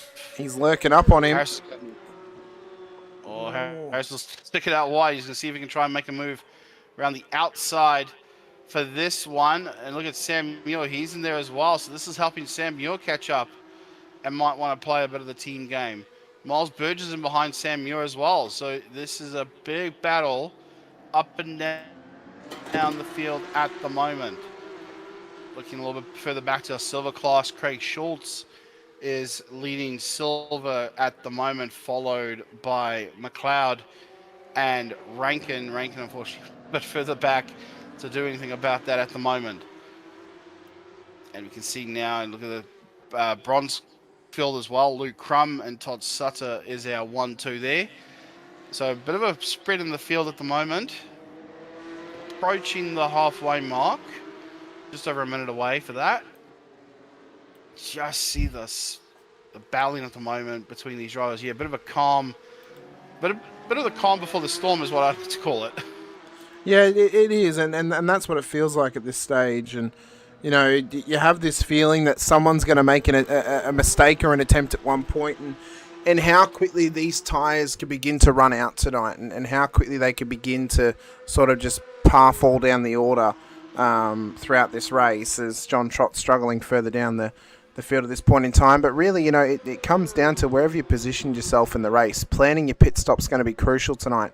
You don't want to offset yourself too much. You don't want to put yourself out there on your own, because you're going to run out of the draft, and all of a sudden your lap times are going to drop completely, as Burgess looks to go round the outside here of Sam Muir to get in behind his teammate Dylan Shepherd. He'll get that job done. Nearly all. Harris has gone off. Daniel Harris has gone off the road at turn 1. Was there contact, or has he done this on his own? Let's take a look at the replay here. Keep an eye out for Shepherd just in case. Oh, Shepherd's been on his inside and he's giving him a little punt. But was he alongside before turn-in? That's the question. Was Shepherd alongside before turn-in for turn 1? Because if he's not, no matter where Harris is on the road, he's not up far enough.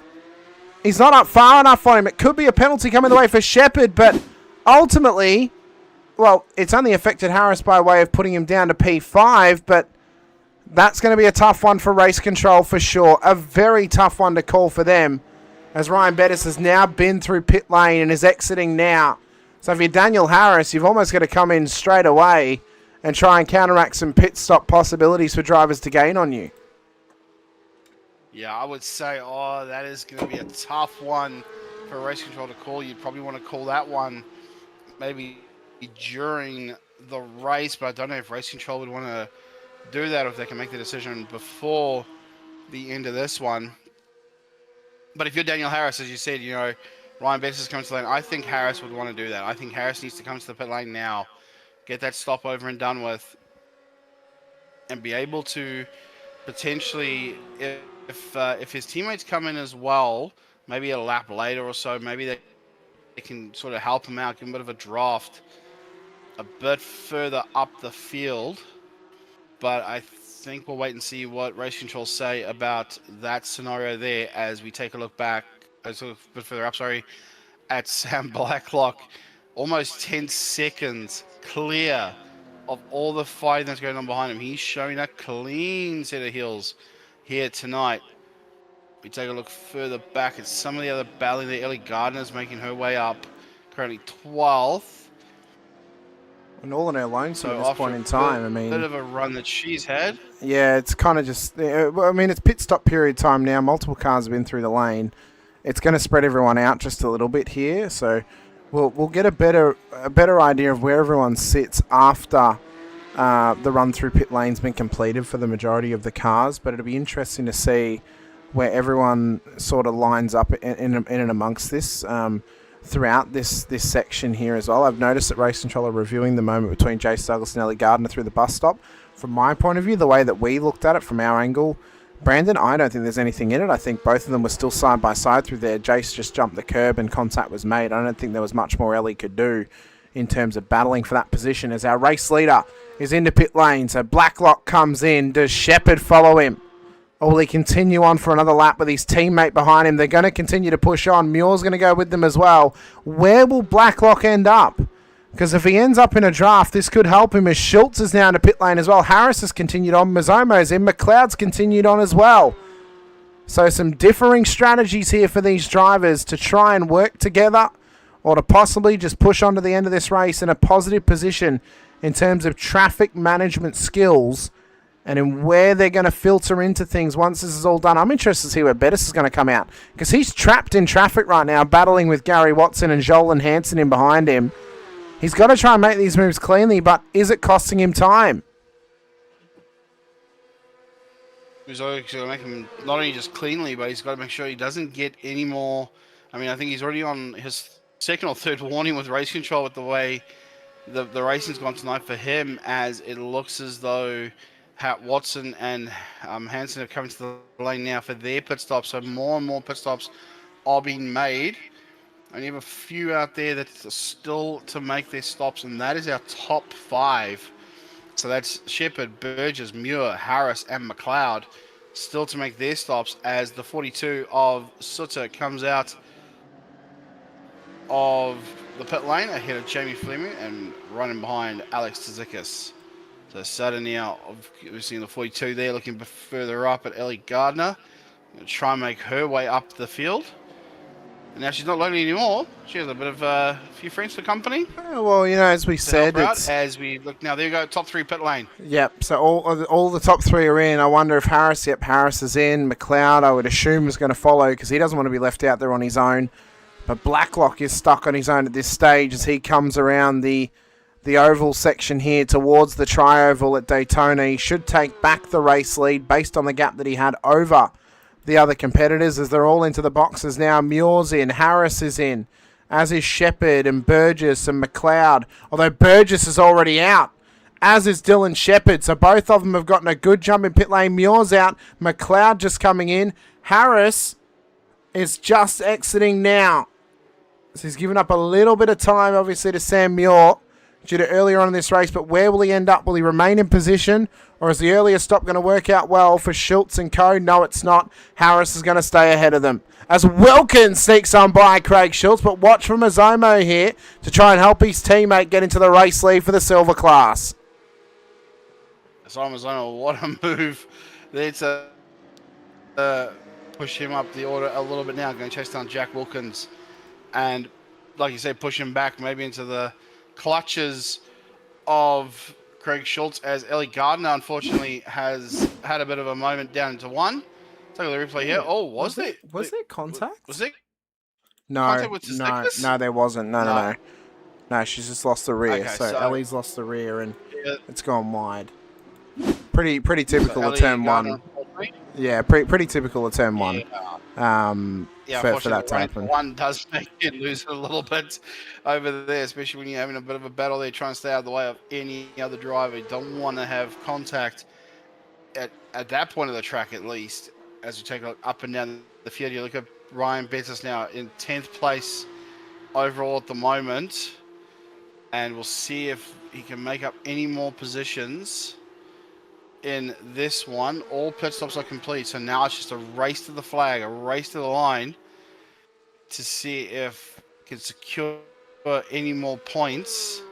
A little bit of a dent on the front of Better's car, but that's to be expected. I think that might have. I think that dent might be courtesy of Alex Tzikis's rear end, possibly. That might be because of that. Yeah. Because of that contact that might have caused that. That's what I was thinking. That's what I was thinking too. He served up a couple of drivers tonight, and I think that might be Tzikis's rear bumper smushed onto the front of Bettis'. There's a little bit of pink paint on there from the JMR car, possibly on the front of that OPR machine. But no, he's doing real well. Simon Mazzomo though, it's just gone round at turn 3.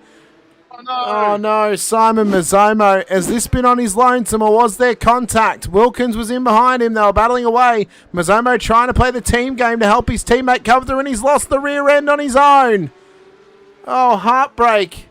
Heartbreak Hotel for Simon Mazzomo. But Schultz has now gone through to the race lead of the silver class. And look at this top 3 altogether. Schultz, Rankin and Wilkins battling for the race win here tonight in the silver class. And well, it was only a few days ago that Craig was, he had he was a bit discouraged and a bit heartbroken because there was no updates for the 992.2 coming. But a race win, surely that's going to sweeten the deal just a little bit, doesn't it, in the P Cup? That certainly would. Mazzono, unfortunately, we did mention earlier he wants to help his teammate get to the lead of the silver class, and he's done that all by just making a spin and backing up Jack Wilkins a little bit, so that's helped his teammate out. Unfortunately, it has cost Mazzono a few positions, and you can see now Rankin now is going to look for some slipstream there. Jack Wilkins will look for some slipstream now. So now this battle has come out of nowhere. Rankin was on his own for a little bit. Now this is really going to help him now. As just a bit further up the road, Shepherd's made a move past Burgess. So that's helped Shepherd get up one more. Now, unfortunately, I'm looking at the timing tower there. Daniel Harris, 5-6 seconds up down the road, from Sam Muir. So unfortunately, I don't know if he can try and find some way to get himself up there, get a bit of a tow, and get in and try and get further up the field. But looking back at our silver class, Schultz, Rankin, Wilkins. Has Rankin got any closer? There he is. There's the headlights there. Schultz is running wide. He's on the grass. Does that cost him? I don't know. The pressure's building. On the road. Oh, come on, Craig. Keep it on there. I don't want to cheer against Scotty here, but it'd be great for Craig to get this race win. He's driven so well tonight, Brandon, and just that one mistake has nearly cost him the race lead for the silver class here in the feature race. Oh, a little bit of a curb hop through the bus stop. Hangs on to it. This might be the battle to watch. I'm going to be honest. This might be the battle to watch because all 3 of them want the win. And for Rankin and Wilkins, they've got to try and gain points on Tzikis with him down the order tonight. Yeah, there's so much stuff that goes into this. Look at this. It's a 3-car draft train. They're bump drafting. What more do you want? It's plate racing at Daytona with rear wings and Porsches. Who would have thought they'd join the Cup Series? Oh, and somehow they make it through nice and tidily here. Brandon, I thought I'd called all my NASCAR racing for the day. I didn't think I'd be calling any more of it with Cup cars out there for the Porsche Cup. Here we are. Brilliant stuff. Oh, it's fantastic. Looking for a move on Craig Schultz. You can see how much Craig is defending. Rankin now looking for a move. He's going to dive up the inside. He's weaving back and forth, trying to put Craig off for this one. Here we go, into the moto section. Down into the corner there. Craig still leads this one. I mean, yeah, it'll be bittersweet for Craig to win it, given that he was a bit vocal on the fact that there was no updates for the 992.2. But it'll be a bittersweet win for Rankin because this will mark a second feature win at a track that he's not a fan of. Yep, a track he's verbally disdained. And you know what that means then? We need to make a calendar of tracks that Rankin disdains. He'll win every single one. He'll have no complaints then. I think we'll have to ask him what tracks does he dislike the most. And I think we'll make that the calendar for maybe not next season because the tracks are already set, but maybe we'll make for the season after. We'll see how many wins he can get then. We take a look now at the battle here. Brandon, I'll have to show you the season 6 calendar because it's pretty tasty. I'm not gonna lie. I don't know if I really want to change it. It's a pretty tasty calendar, but we can see that Schultz caught on the inside now. Rankin and Wilkins bump drafting past him. As Rankin now goes into the race lead for the silver class, Dylan Shepard's been given a drive-through penalty for contact with Daniel Harris. The 43 is going to drop off the podium.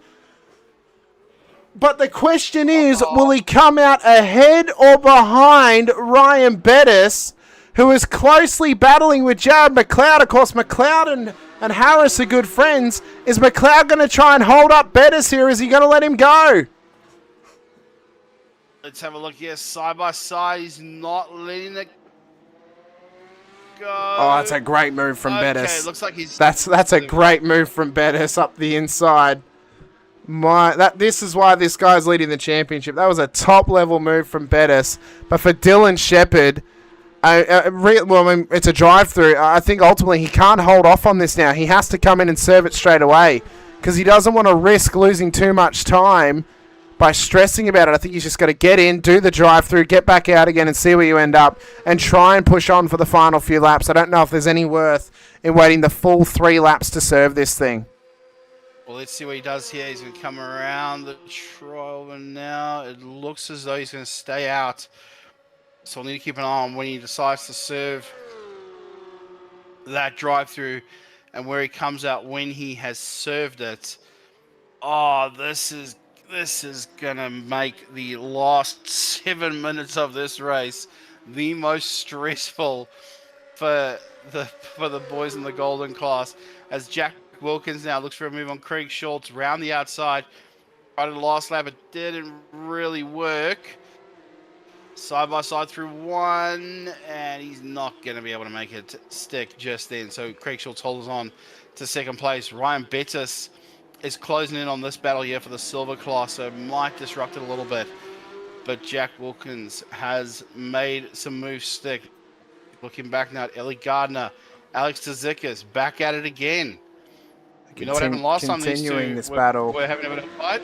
Yeah, well, both of them have been having a great battle all night. Of course, Ellie had contact with Alex's teammate, Jace Douglas, through the bus stop earlier on. That's been called as an NFA, by the way, as we both suspected it would be, just because of the nature of the attack through the bus stop. But yeah, for Tzidkas, he's been running his own race all night. P13 at the moment, down 9, but there's still some points that he can gain here in this race. There's still some positives he can take away from it.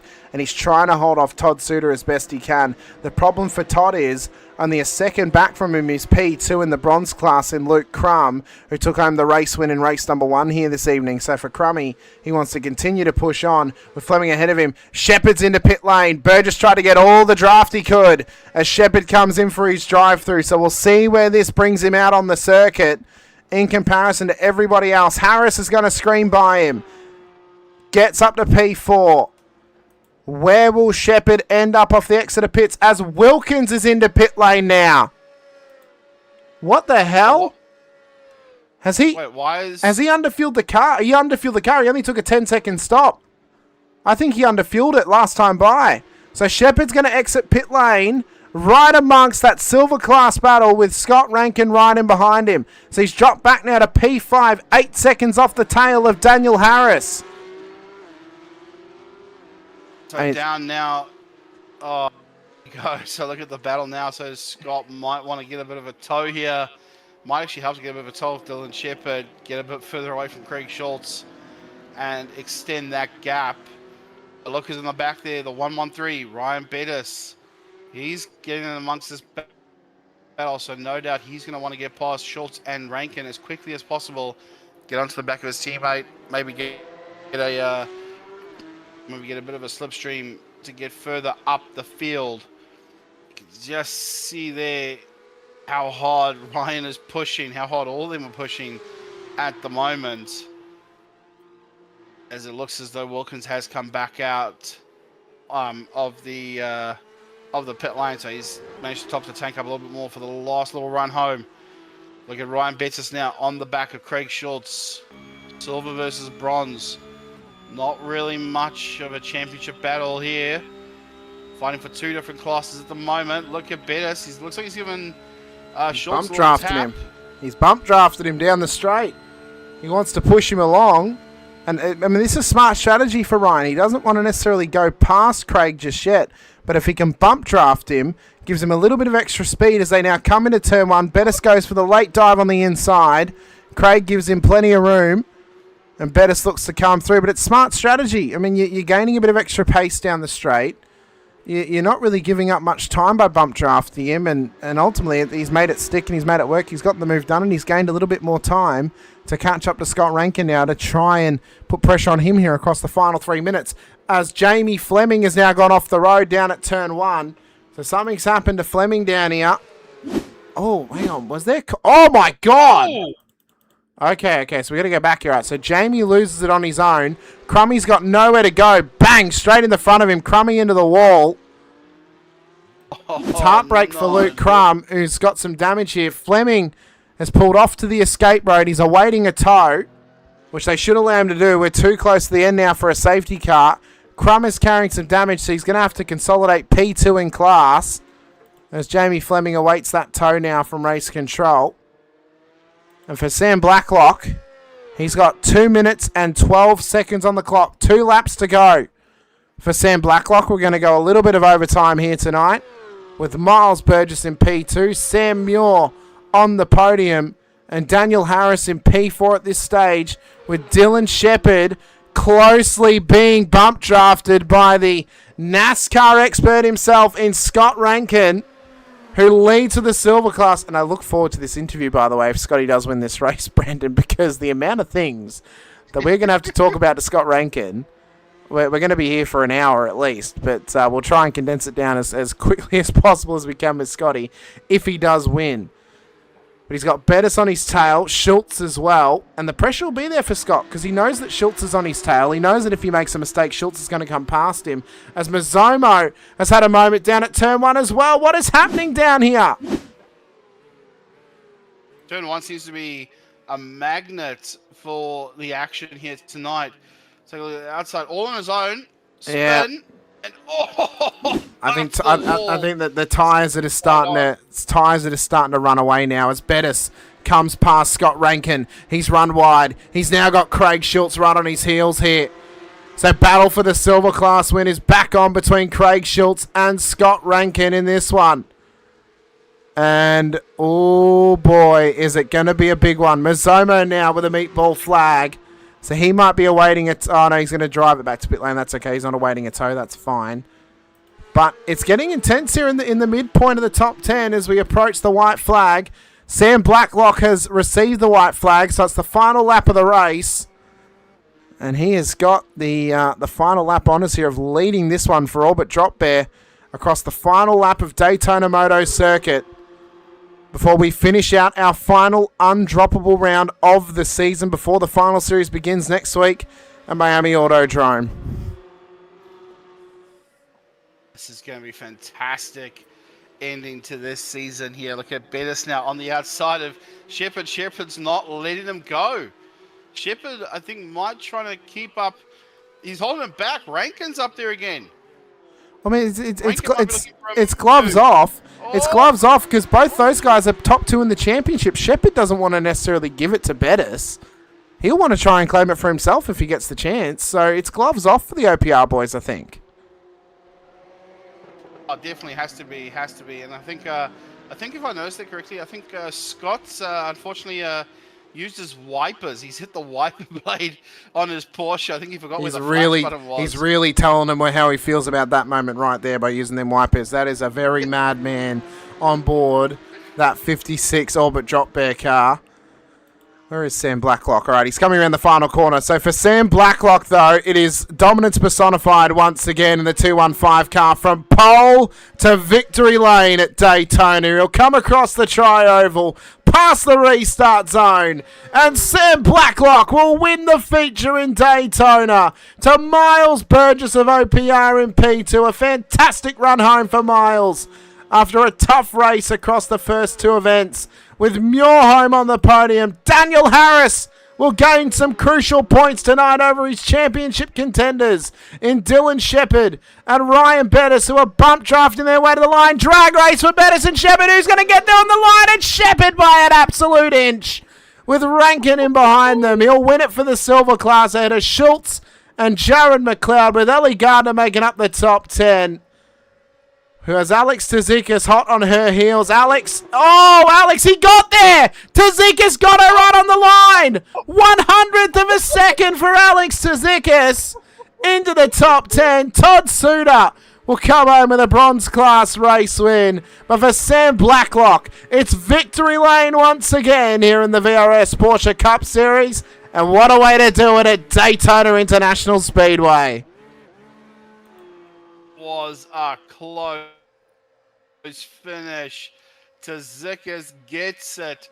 One more position, more points to him in that one. They actually, they won't get more points. He's passed the gun. It was a gold driver. No, it is more points. It is more points because they're scored on an overall. They're not scored within their classes. Oh, that's good. Yep. This is going to help Tzikis. So here we go. So let's watch this. So this is to the line for Tzikis and Gardner, and that's how close it was. Oh my God. It was even closer than that. Closer than that. That's like it was barely anything more than that. It was basically the front lip of Tzikis' car to the start finish line. That is insane. Absolutely insane. I think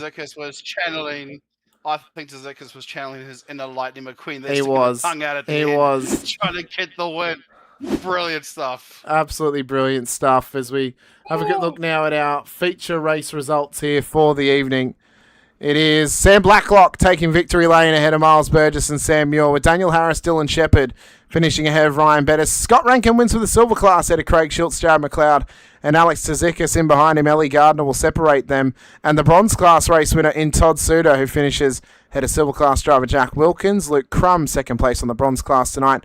Jace Douglas, John Trott, Jolan Hanson, Gary Watson on the podium for the bronze class. Ahead of Simon Mazzomo, Jamie Fleming, and Rick Cowling Fitzgerald. At the back end of town, we've got Sam Blacklock already awaiting his conversation with us. So that's, you know what? Let's drag him in straight away. Let's have a chat to him. Sam Blacklock, welcome in. Congratulations. Feature race win here at Daytona. First question I'm going to ask you is, how'd you feel about the moto layout here at Daytona International Speedway? Hey, guys. Yeah, look, a bit the same as Coda. Didn't really like it at the start and was really struggling. I couldn't really get the flow of it. And yeah, obviously through quite a lot of laps in practice and then in qualifying as well, was able to sort of work out how to drive it. And yeah, obviously unfortunate what happened in race 1. But yeah, obviously you just had to make the most of it for race 2, and thankfully it sort of went to plan.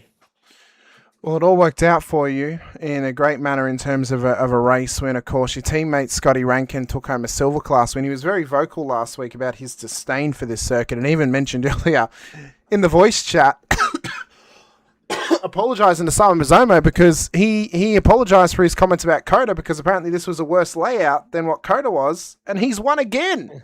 I mean, do we just have to make a calendar now of Rankin's least favourite tracks for him to get multiple race wins in a season? I mean, that seems to be the case going forward. But final 2 rounds coming up, of course. Finale, semi-final and the grand final as well. Undroppable rounds, Miami Autodrome and Adelaide Street Circuit. How are you feeling going into those ones, knowing that it's 2 30-minute features out at Miami and 2 40-minute features out at Adelaide to end out the season? Yeah, looking forward to it. Obviously, it'll be interesting to see sort of what's going on. I don't know if there's anything coming from what I've heard with all the racing tonight. Seemed pretty messy. So I'm hoping we don't have a repeat of that at the very least. But yeah, the racing I had tonight was pretty good, and hopefully looking forward to more of it. Well, it should be absolutely fantastic, Sam. We appreciate you coming over to chat to us. Is there anyone you want to give a shout out to? And before you do we want to leave the sponsors for Rankin this time, since he won the silver class tonight?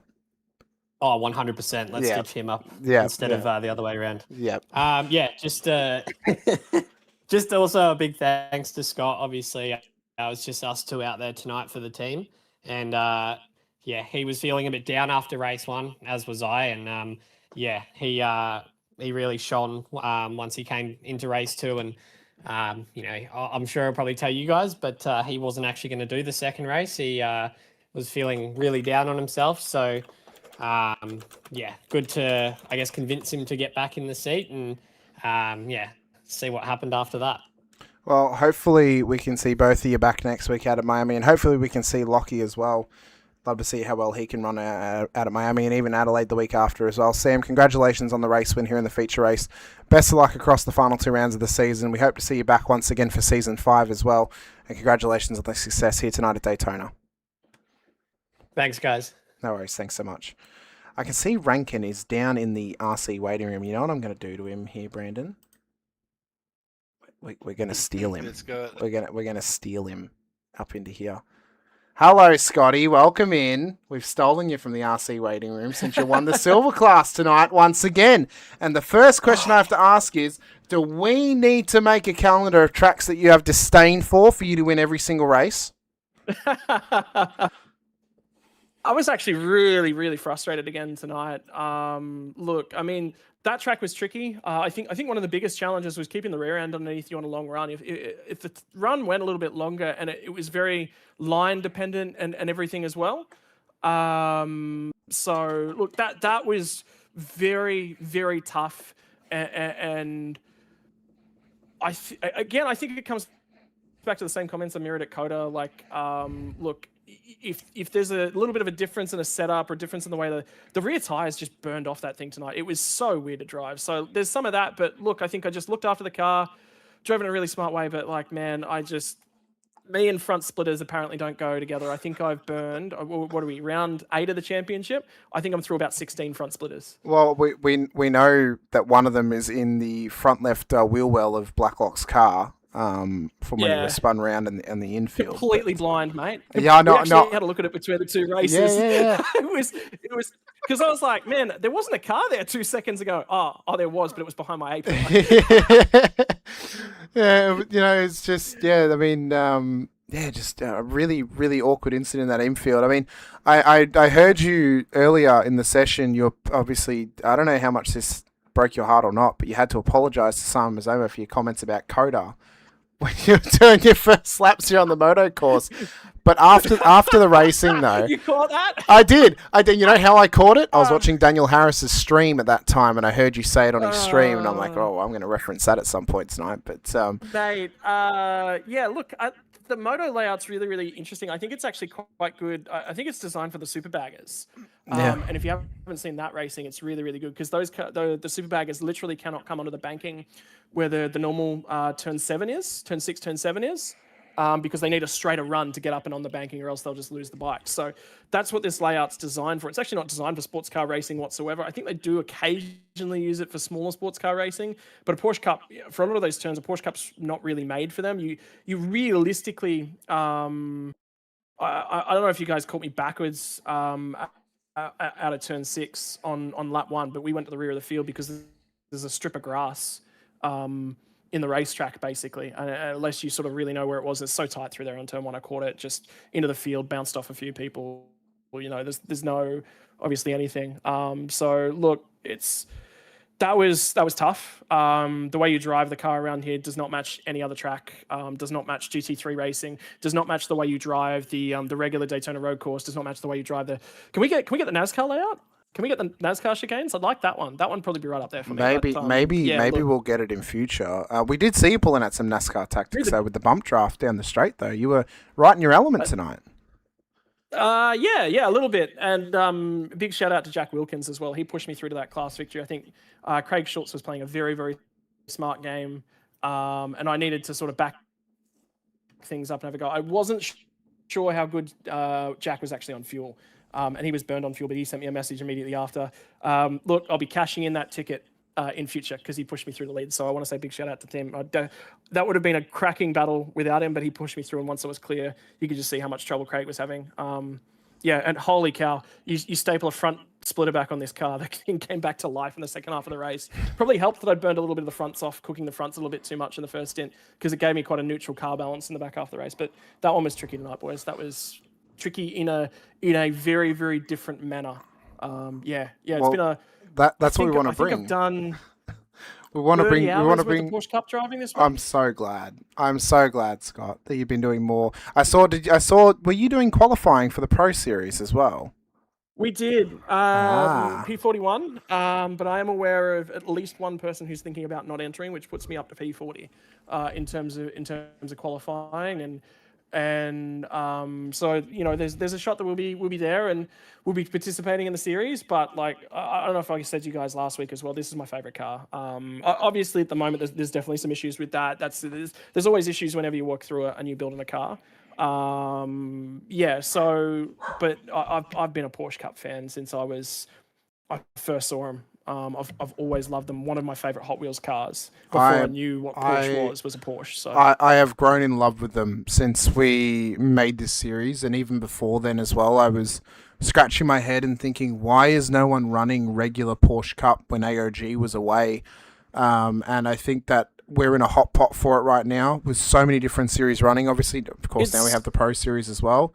I think it's a fantastic time to be a Porsche 100%. Cup fan, and it's great racing. Ultimately, it's some of the best racing you can find on iRacing is Porsche Cup racing, because it's so close, it's so door to door, and when you get the balancing right, which obviously we're and a challenging package. Yeah, for sure. And we're in a repackaging process now because of this new car and figuring out what works with it. We figured out what worked with the 992.1.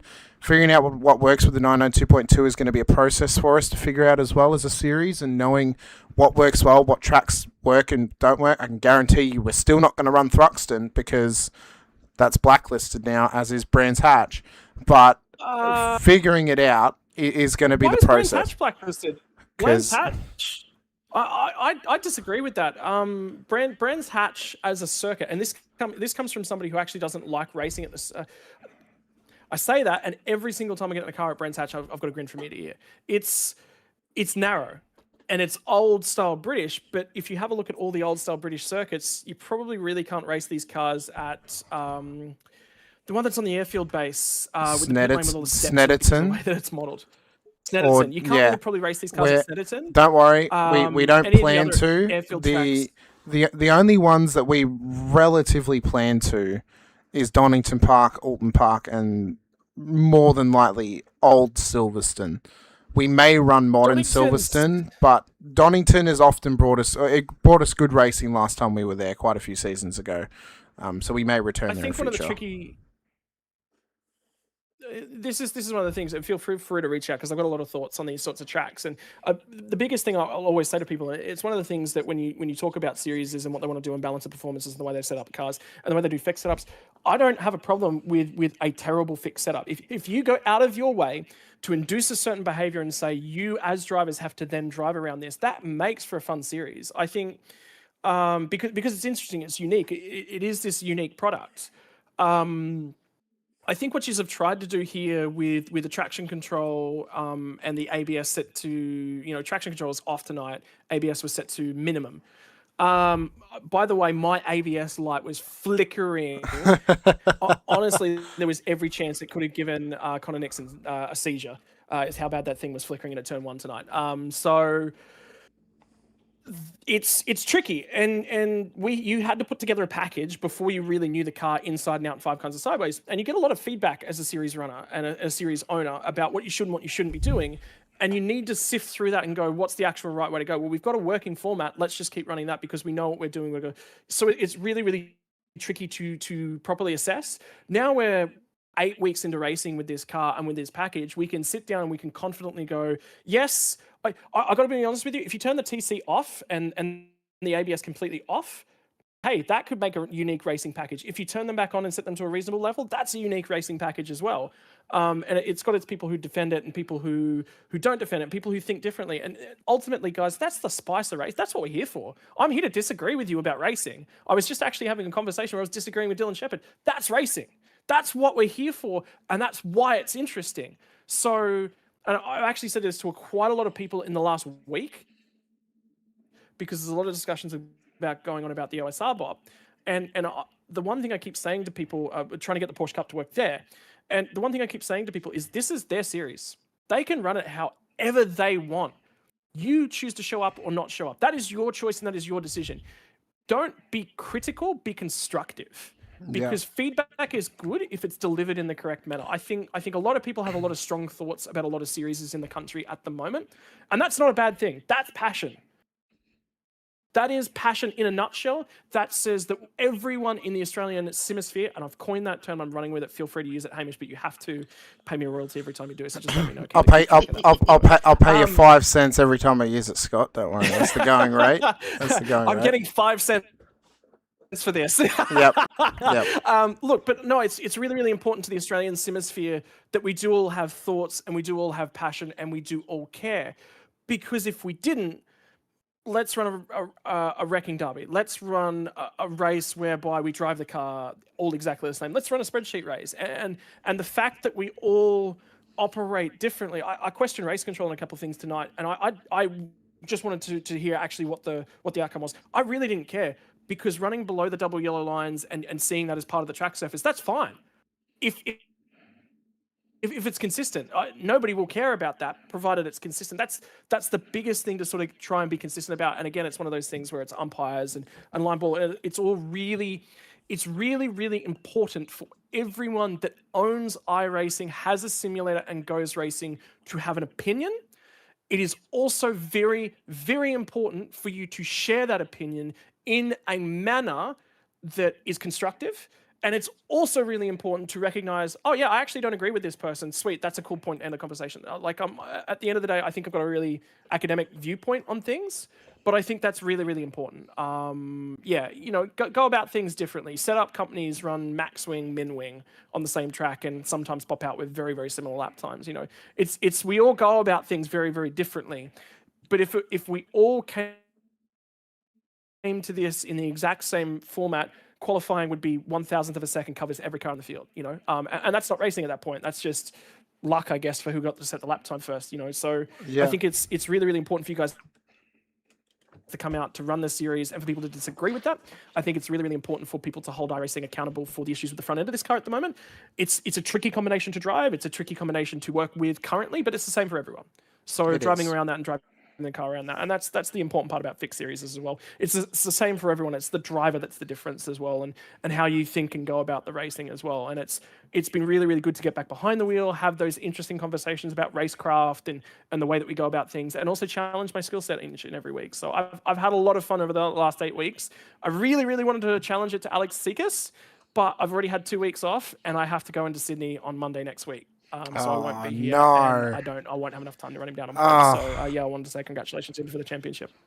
Well, Scott, at this stage, that could all change. Well, knowing that the finals rounds are undroppable, so if you are here, that's great. It means you get points. If not, it means you don't. But we appreciate your time once again, Scott. Sign up for Season 5 is releasing this week as well, with us matching the Pro Series on the same weeks that they're racing too. So shout out to all those Pro Series drivers.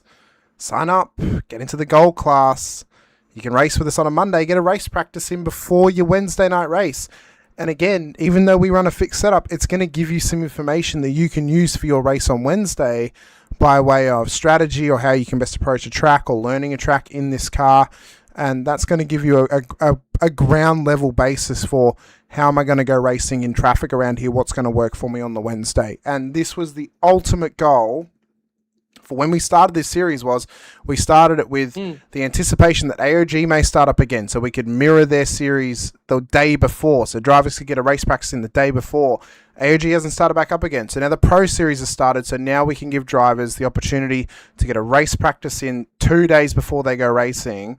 And that's ultimately what we want. We want drivers to come racing here of all levels, but also for those top level guys to come racing here, get some practice in before their big race on Wednesday. We understand the Pro Series is their big race. That's their main game.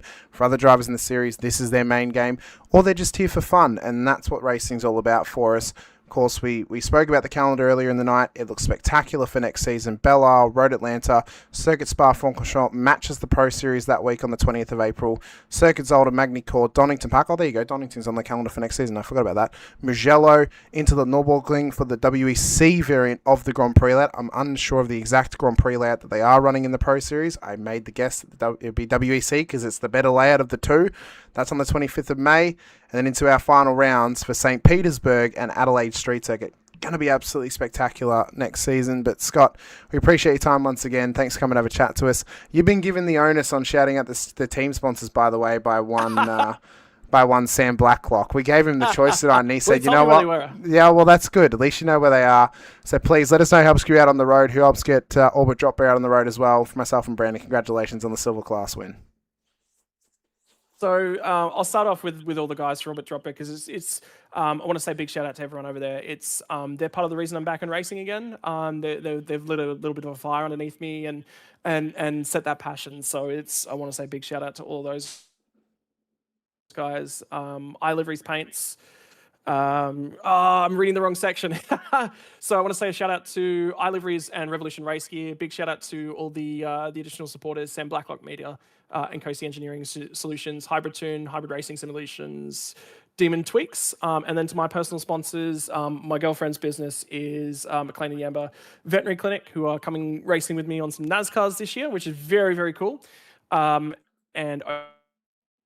OG Gear as well, for their gloves and everything that Paul Thompson does as a business owner. He's a lovely, lovely guy. So, well, thanks so much, Scott. Best of luck next time you're out on track with us here in the VRS Porsche Cup Series. Best of luck through, I think, the final round of pre-qualifying now for the Pro Series, or it's already locked in? No, we're done. We're in the series. That's done? It. Okay. Yeah, we're locked in. Well, very good. Well, best of luck in the Pro Series as well. We look forward to seeing you back, hopefully, by Adelaide at the season's end, and hopefully back for next season as well, along with Lachlan Capel and Sam Blacklock as well. We'd love to have you guys back once again. It's been an absolute pleasure all season long. Yep. And most importantly, one thing I've got less for you, Hamish. What's the credit card number to get them to replace that front? Someone's got to pay that damage bill. Yeah, you can use my pay ID that you pay entry with. That's you, Brandon. That's either to Brandon. Okay, yeah, charge it there. Yeah, sweet. Yeah. Sweet, yeah, cool. Brandon, hit him up. Do you want a Porsche front splitter? I've got a damaged one here. You can have it on Hamish's dollar. Yep, so it is. I'll take it. Sweet, done. Great deal.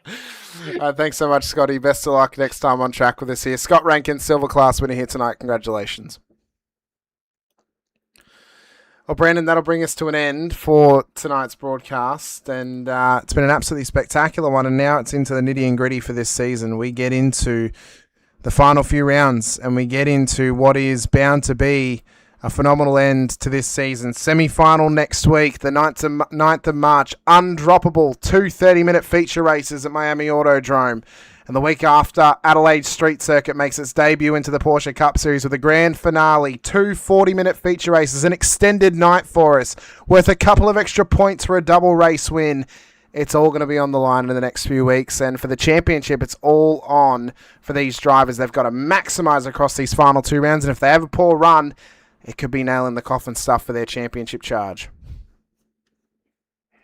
Certainly will be. Of course, Miami new-ish, if you will, to the iRacing service, and Adelaide straight after that. An iconic street circuit. Can't wait for that one.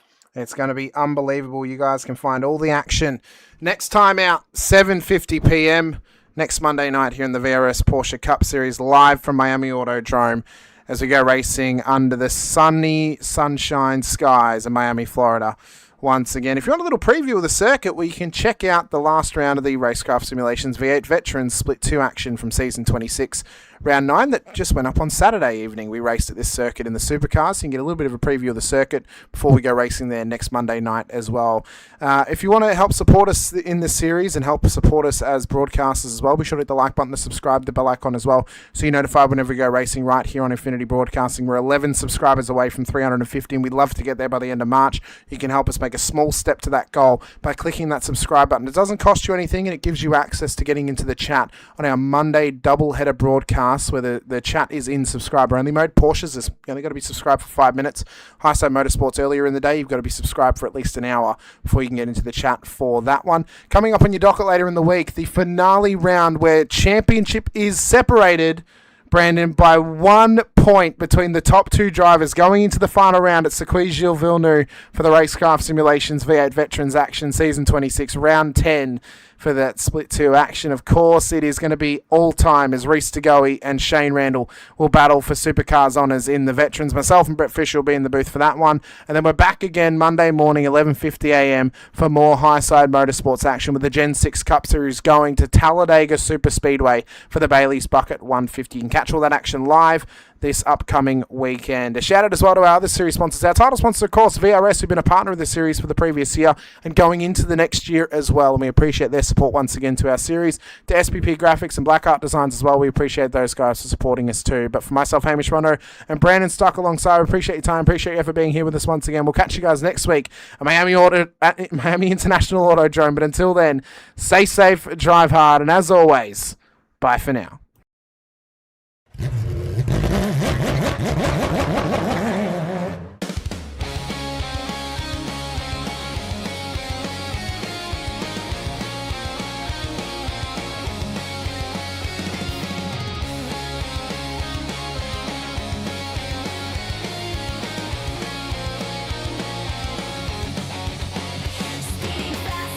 Control, feel the thunder in my soul, through the danger, through the pain, only one thing to do to get to victory lane, taking risks, full send, and in the end, be the best, it's taken over, cannot contain, the desire to get to victory lane.